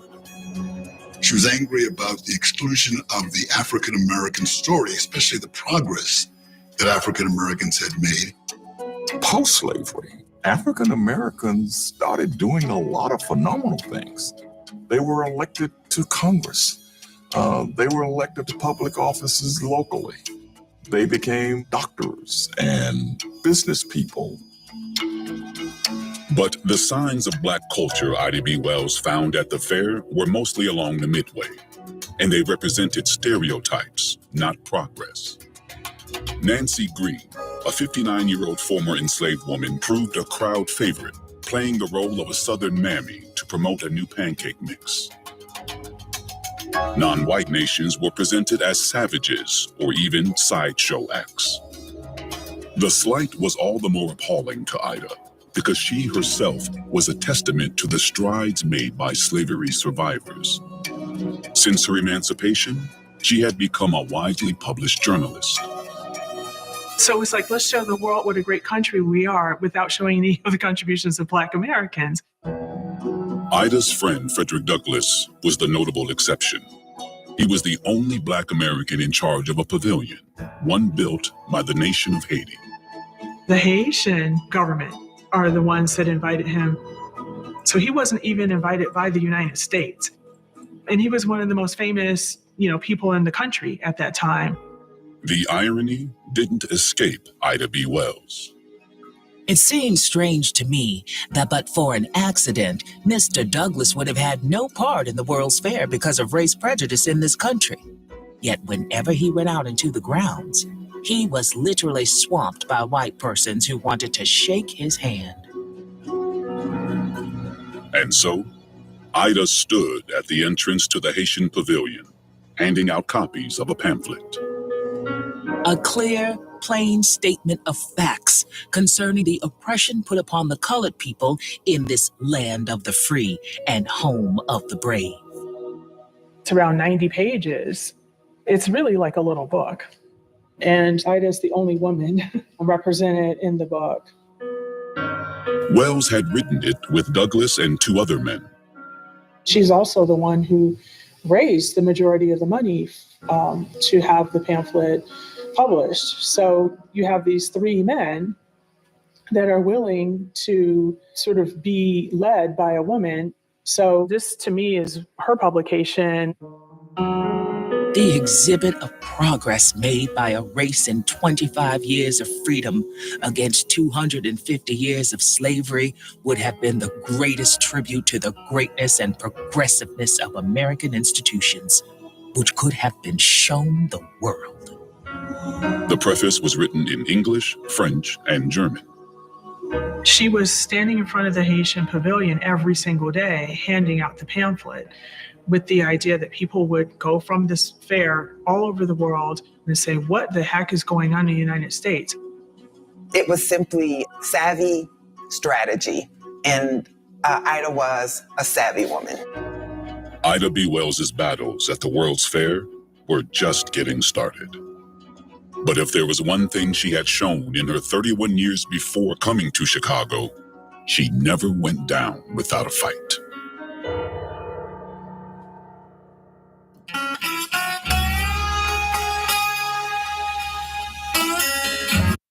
Getting an LLC for your business doesn't have to look like this. Just Google LLC Taylor Brands. It's totally easy.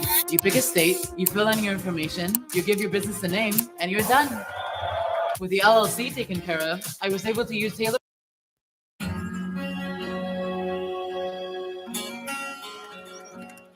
Ida Bell Wells was born into slavery 6 months before emancipation in Holly Springs, Mississippi, to James and Lizzie Wells. James was actually the product of the slave owner going into slave quarters. So allegedly, he did receive better treatment than other slaves. Lizzie was one of 10 children. All of them were parceled out and sold to different places, and she didn't see her siblings after that happened. When freedom came, Ida and her parents remained on the estate of their former enslaver, and James continued to work there. But now, he was paid for his labor. There was extreme ambition during this period. African Americans were really committed to moving into the mainstream of American life as quickly as possible, with as many skills as they could acquire. James Wells joined the board of trustees of the newly founded Rust College. Ida's mother attended school alongside her 8 children until she could read. James had, friends of his come over to the house and they would read the newspaper. They asked Ida to read the newspaper to them because, a lot of people were not literate. Displayed by Ida B. Wells doesn't come out of nowhere. She had parents who were very excited about their newfound freedom. And she observed her father, especially his political activism. I heard the words Ku Klux Klan long before I knew what they meant. I knew dimly that it meant something fearful by the anxious way my mother walked the floor at night when my father was out to a political meeting. 4 years after emancipation, her father got his first opportunity to vote. Suddenly, James Wells found himself at odds with his now employer. He challenged even his employer, who demanded that James Wells vote on the Democratic ticket, and James Wells refused. And then he found that his former master had locked him out of the shop where he was working, and James Wells didn't argue with him. He just went to town, bought a new set of tools, and opened up a new trade as a carpenter. There was optimism and hope as far as every citizen is entitled to life, liberty, the pursuit of happiness. And Ida took that seriously. But Ida's world would be turned upside down when she was 16 years old. It was the summer she left home to visit her grandmother's farm. There was an epidemic of yellow fever that went throughout the country, and particularly in the South. She knew that people had fled Holly Springs and assumed that her parents and siblings were among those people. But then one day, some people came to her grandmother's farm and handed her a note saying that both of her parents had died. Ida was 16 years old at the time, and against her grandmother and several other people's advice, she decided to get on a train and go back to Holly Springs. She returned to find that her youngest brother had also died. Well-meaning charity workers were already there and busy making plans. There was talk of how different people were going to take different responsibility for Ida's siblings. And Ida was like, no, we're not dividing the family. We don't do that. She had grown up hearing stories from her mother about being separated, sold from her family. So there was supposedly a shotgun on the mantle, and she got the shotgun. I was like, look, I'm going to take care of family. Like, oh, why didn't you say so?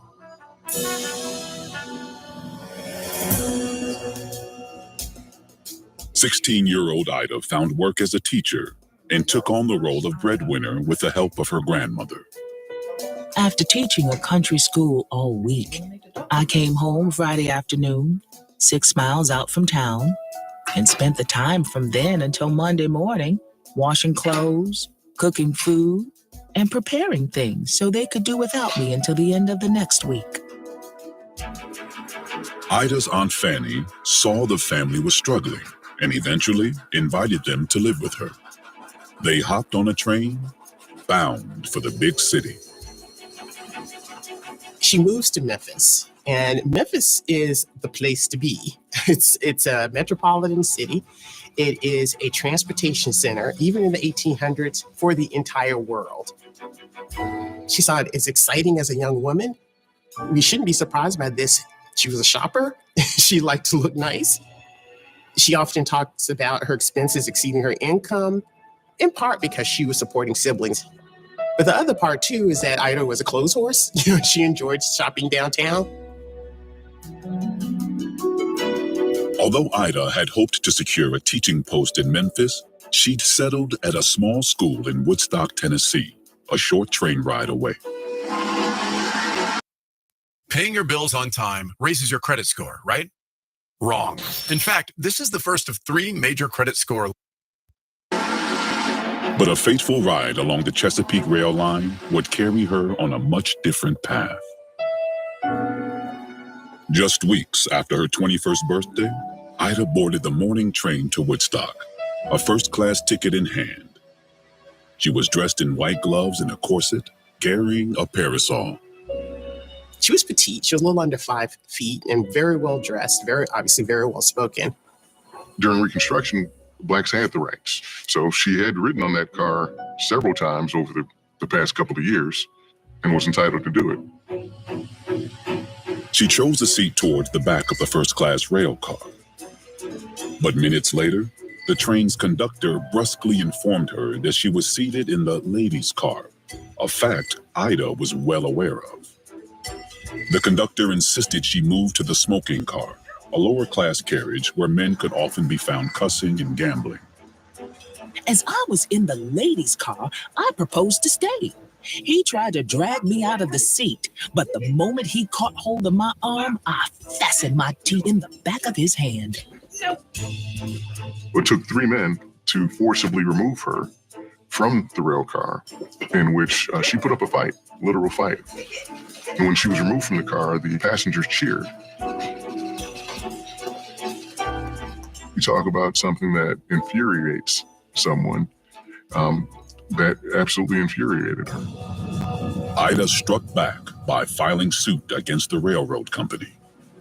She sued the Chesapeake Railroad and won, and was awarded $500. The judge found the railroad company had violated the law by forcing Wells to ride in a car that was separate but unequal. But the lower court's decision would not stand. The Tennessee Supreme Court essentially attacked her personally.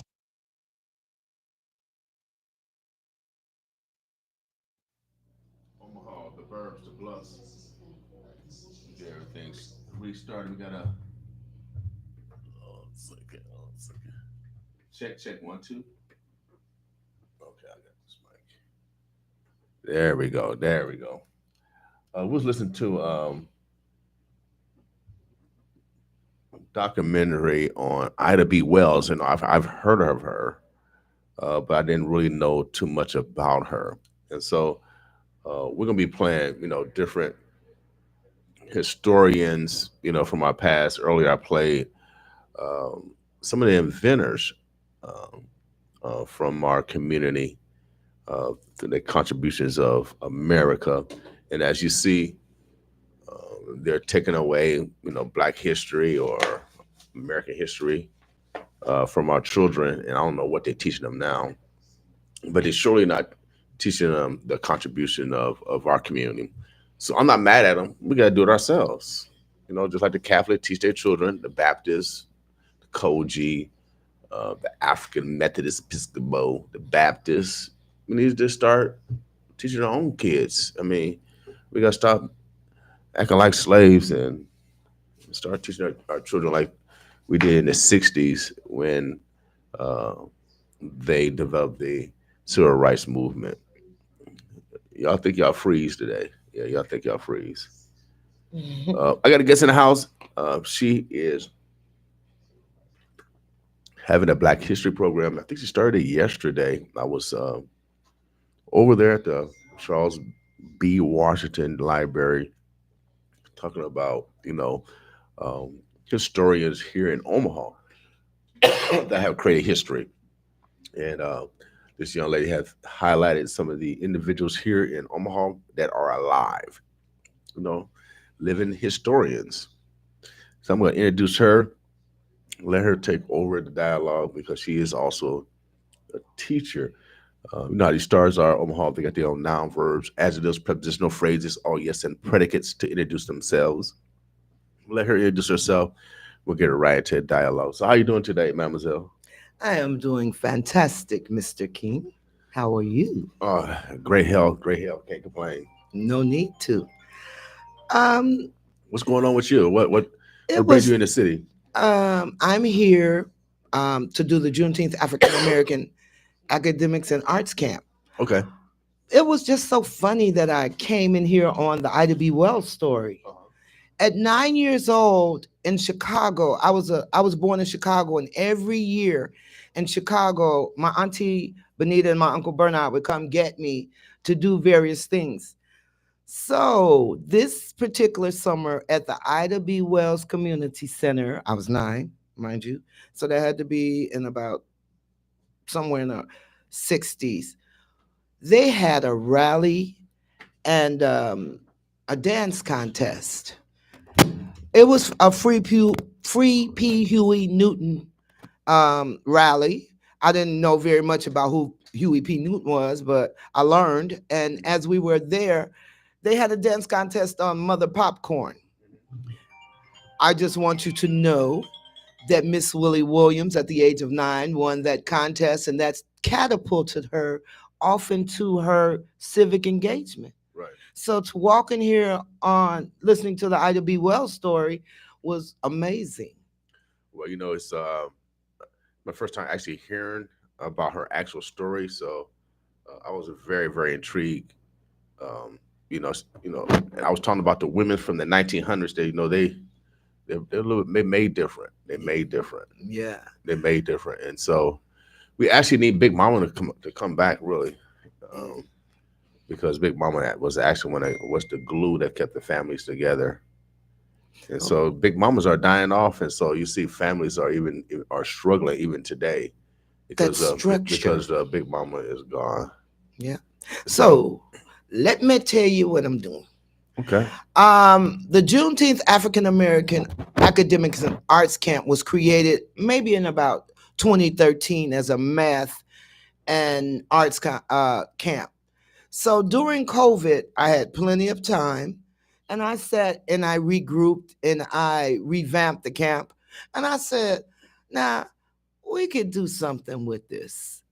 And so I started researching from Reconstruction to the Black Arts Movement. And what I did was I set up camps. There are 2-week camps focused on African American studies of the leaders of that time. Mm-hmm. The camps can be constructed as the client, requests. Right. It's tailored to the community and whatever they request. I just revamp it, just like it was requested that we study the great leaders of Omaha, past and present. Mm-hmm. So that's what I did for a whole week. I got all the information together and I compiled the camp, and I came here to Omaha. It will be done at Washington Branch Library. Yesterday was the first day. It's from the 5th through the 9th. It's from 4:30 to 5:30-ish. It'll run a little bit over. And what we do is we have leadership skills, we have math skills, but we have Black history. I teach across the curriculum. What I found is that we can teach one subject, but it all entwines, and that's what I tell the children. As we talk, we find common grounds. We find a way for them to sit and listen and learn, because they've been in school all day. So the camp is somewhat of a relaxing atmosphere, and it just brings forth, it kind of stirs their pure mind. I have things that they have to think about, and we talk about, and I bring in guest speakers. So far, I also do Thursdays at the library, also from 4:30 to 5:30, and that's for the 11 to 18-year-olds. Last week, we had Chris Rogers and Commissioner Chris Rogers, Mm-hmm. and Xavier from Fabric Spark CDI. Okay. The children were amazed. They were engaged. These were the older children. Mm-hmm. Now, the younger children, you have to because they're so unfamiliar with the history. Mm-hmm. And with the Nebraska history, I have all kinds of visual arts. We have various things, various speakers, games, gifts, all kinds of things to bring African American culture into the forefront so they can learn something. And yesterday, they learned about Mildred Brown. And it was wonderful. I learned about Mildred Brown. I learned about the first radio station. It is KOWH. Mm-hmm. And one of the things that I want the children to know is the rich history, the rich Black history that comes from Nebraska, Omaha.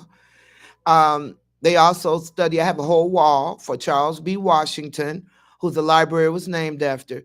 He was an amazing man. I have a lot of Black history leaders on the wall, a lot for them to read, to walk. It's just not just to come in and sit. It's to come in and learn at their own pace. We have no chairs. I took all the chairs out, and we have pillows. We have a relaxed atmosphere for the young people, and I hope that you will bring them to the library today and the rest of the week from 4:30 to 5:30. Archwell Health Senior Health was one of our sponsors, and they brought bags in for the children, snacks and fruits, all the healthy things. We have great community partners, and I just want everybody to know to bring your babies. If you want them to learn, this is Black History Month. And I'm going to end on a note from Juneteenth, National Juneteenth Observance Foundation, in which I was a 2023 award winner for my contributions. So, what we did as we got the holiday passed, there was no narrative for the holiday. So, National Juneteenth Observance Foundation gets to set the narrative. In our many, many years of research, we found out there were 10 ships parked in Galveston that day. There were over 20,000 troops that day. The African American soldiers marched through Galveston. They were letting people know, hey, you're free, you're free. And they informed General Gordon Granger that, hey, we got to let these people know they're free. They are free.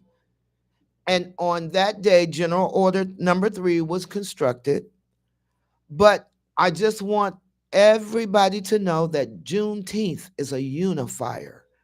It was not only our African American brothers and sisters that fought for freedom that day. It was our Hispanic brothers and sisters, our Native brothers and sisters, and our European brothers and sisters. We all fought that day. We all were freed that day. So, Juneteenth is a unifier, and I come to bring us together in a word of peace. And I just want to thank you all, Omaha, for welcoming me. And this will be my 4th camp. I have conducted camps in Espanola, New Mexico, which was my entrepreneurship camp. I've constructed camps in Las Vegas, Nevada.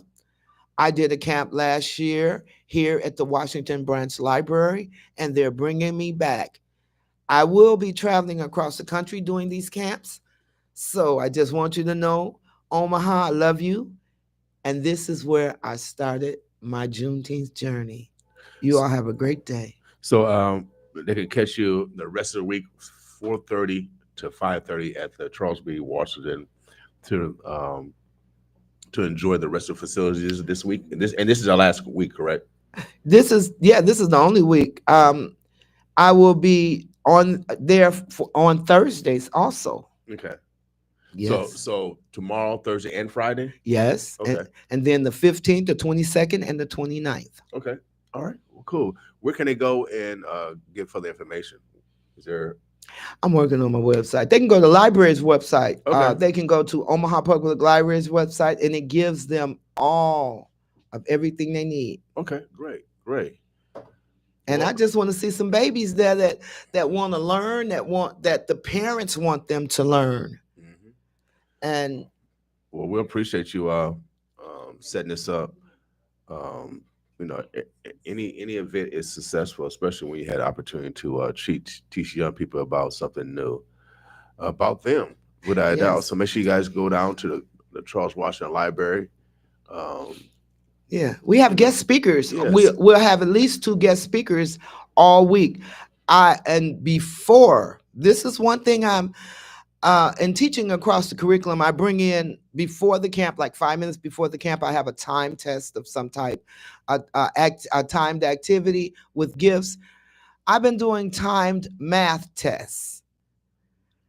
Our babies are struggling with math. So this is just a little reinforcement, just a little help, and they get something for what they know.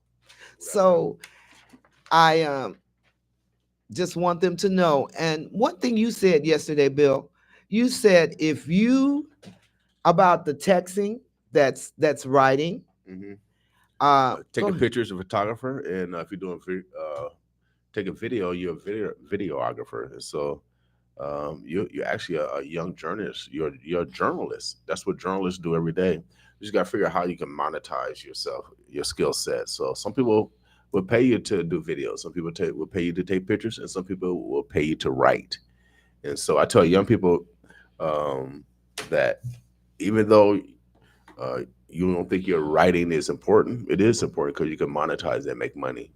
And so I let them know that they are money makers now. They just gotta just change their mindset and figure out how to do it. So Omaha, the Burbs, the Bluffs, again, it is Black History.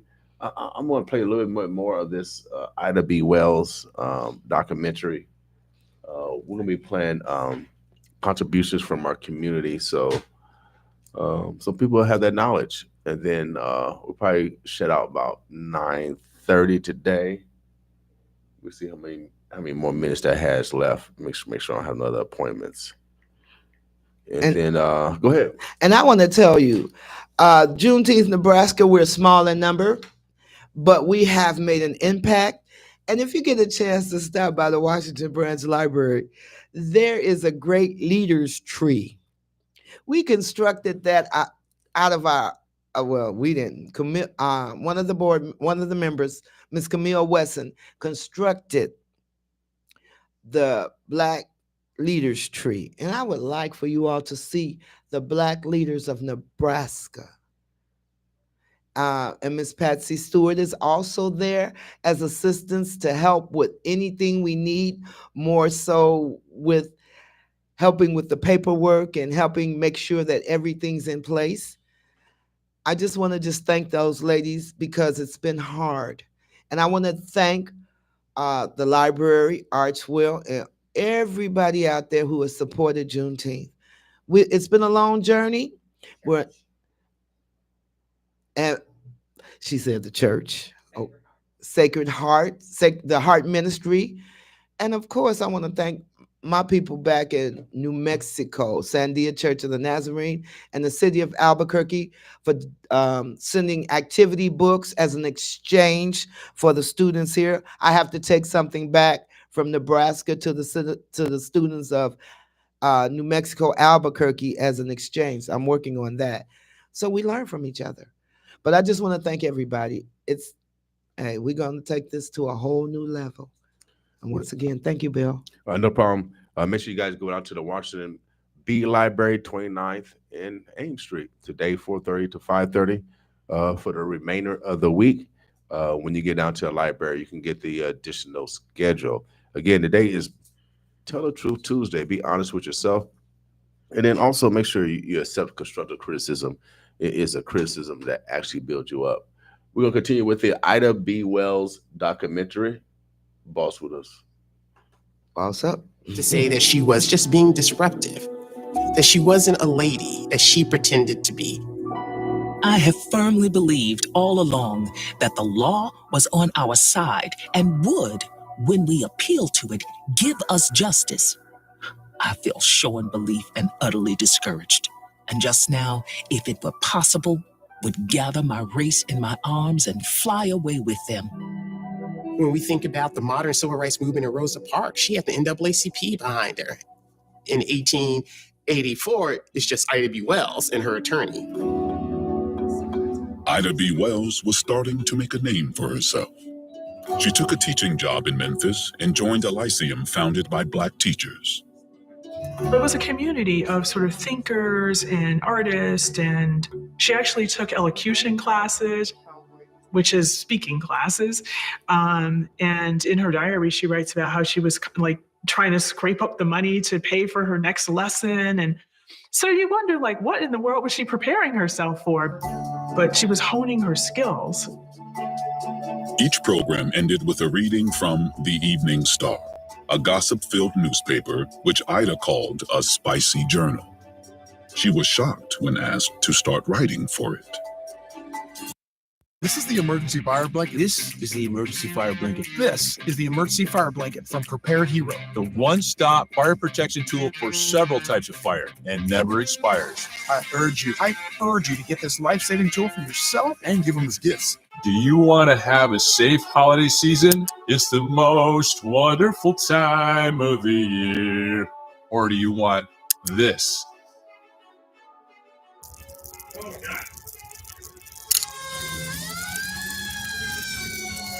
But It's also the most dangerous time of the year.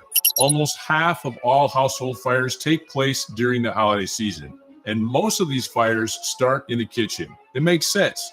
We do a lot more cooking during the holiday season.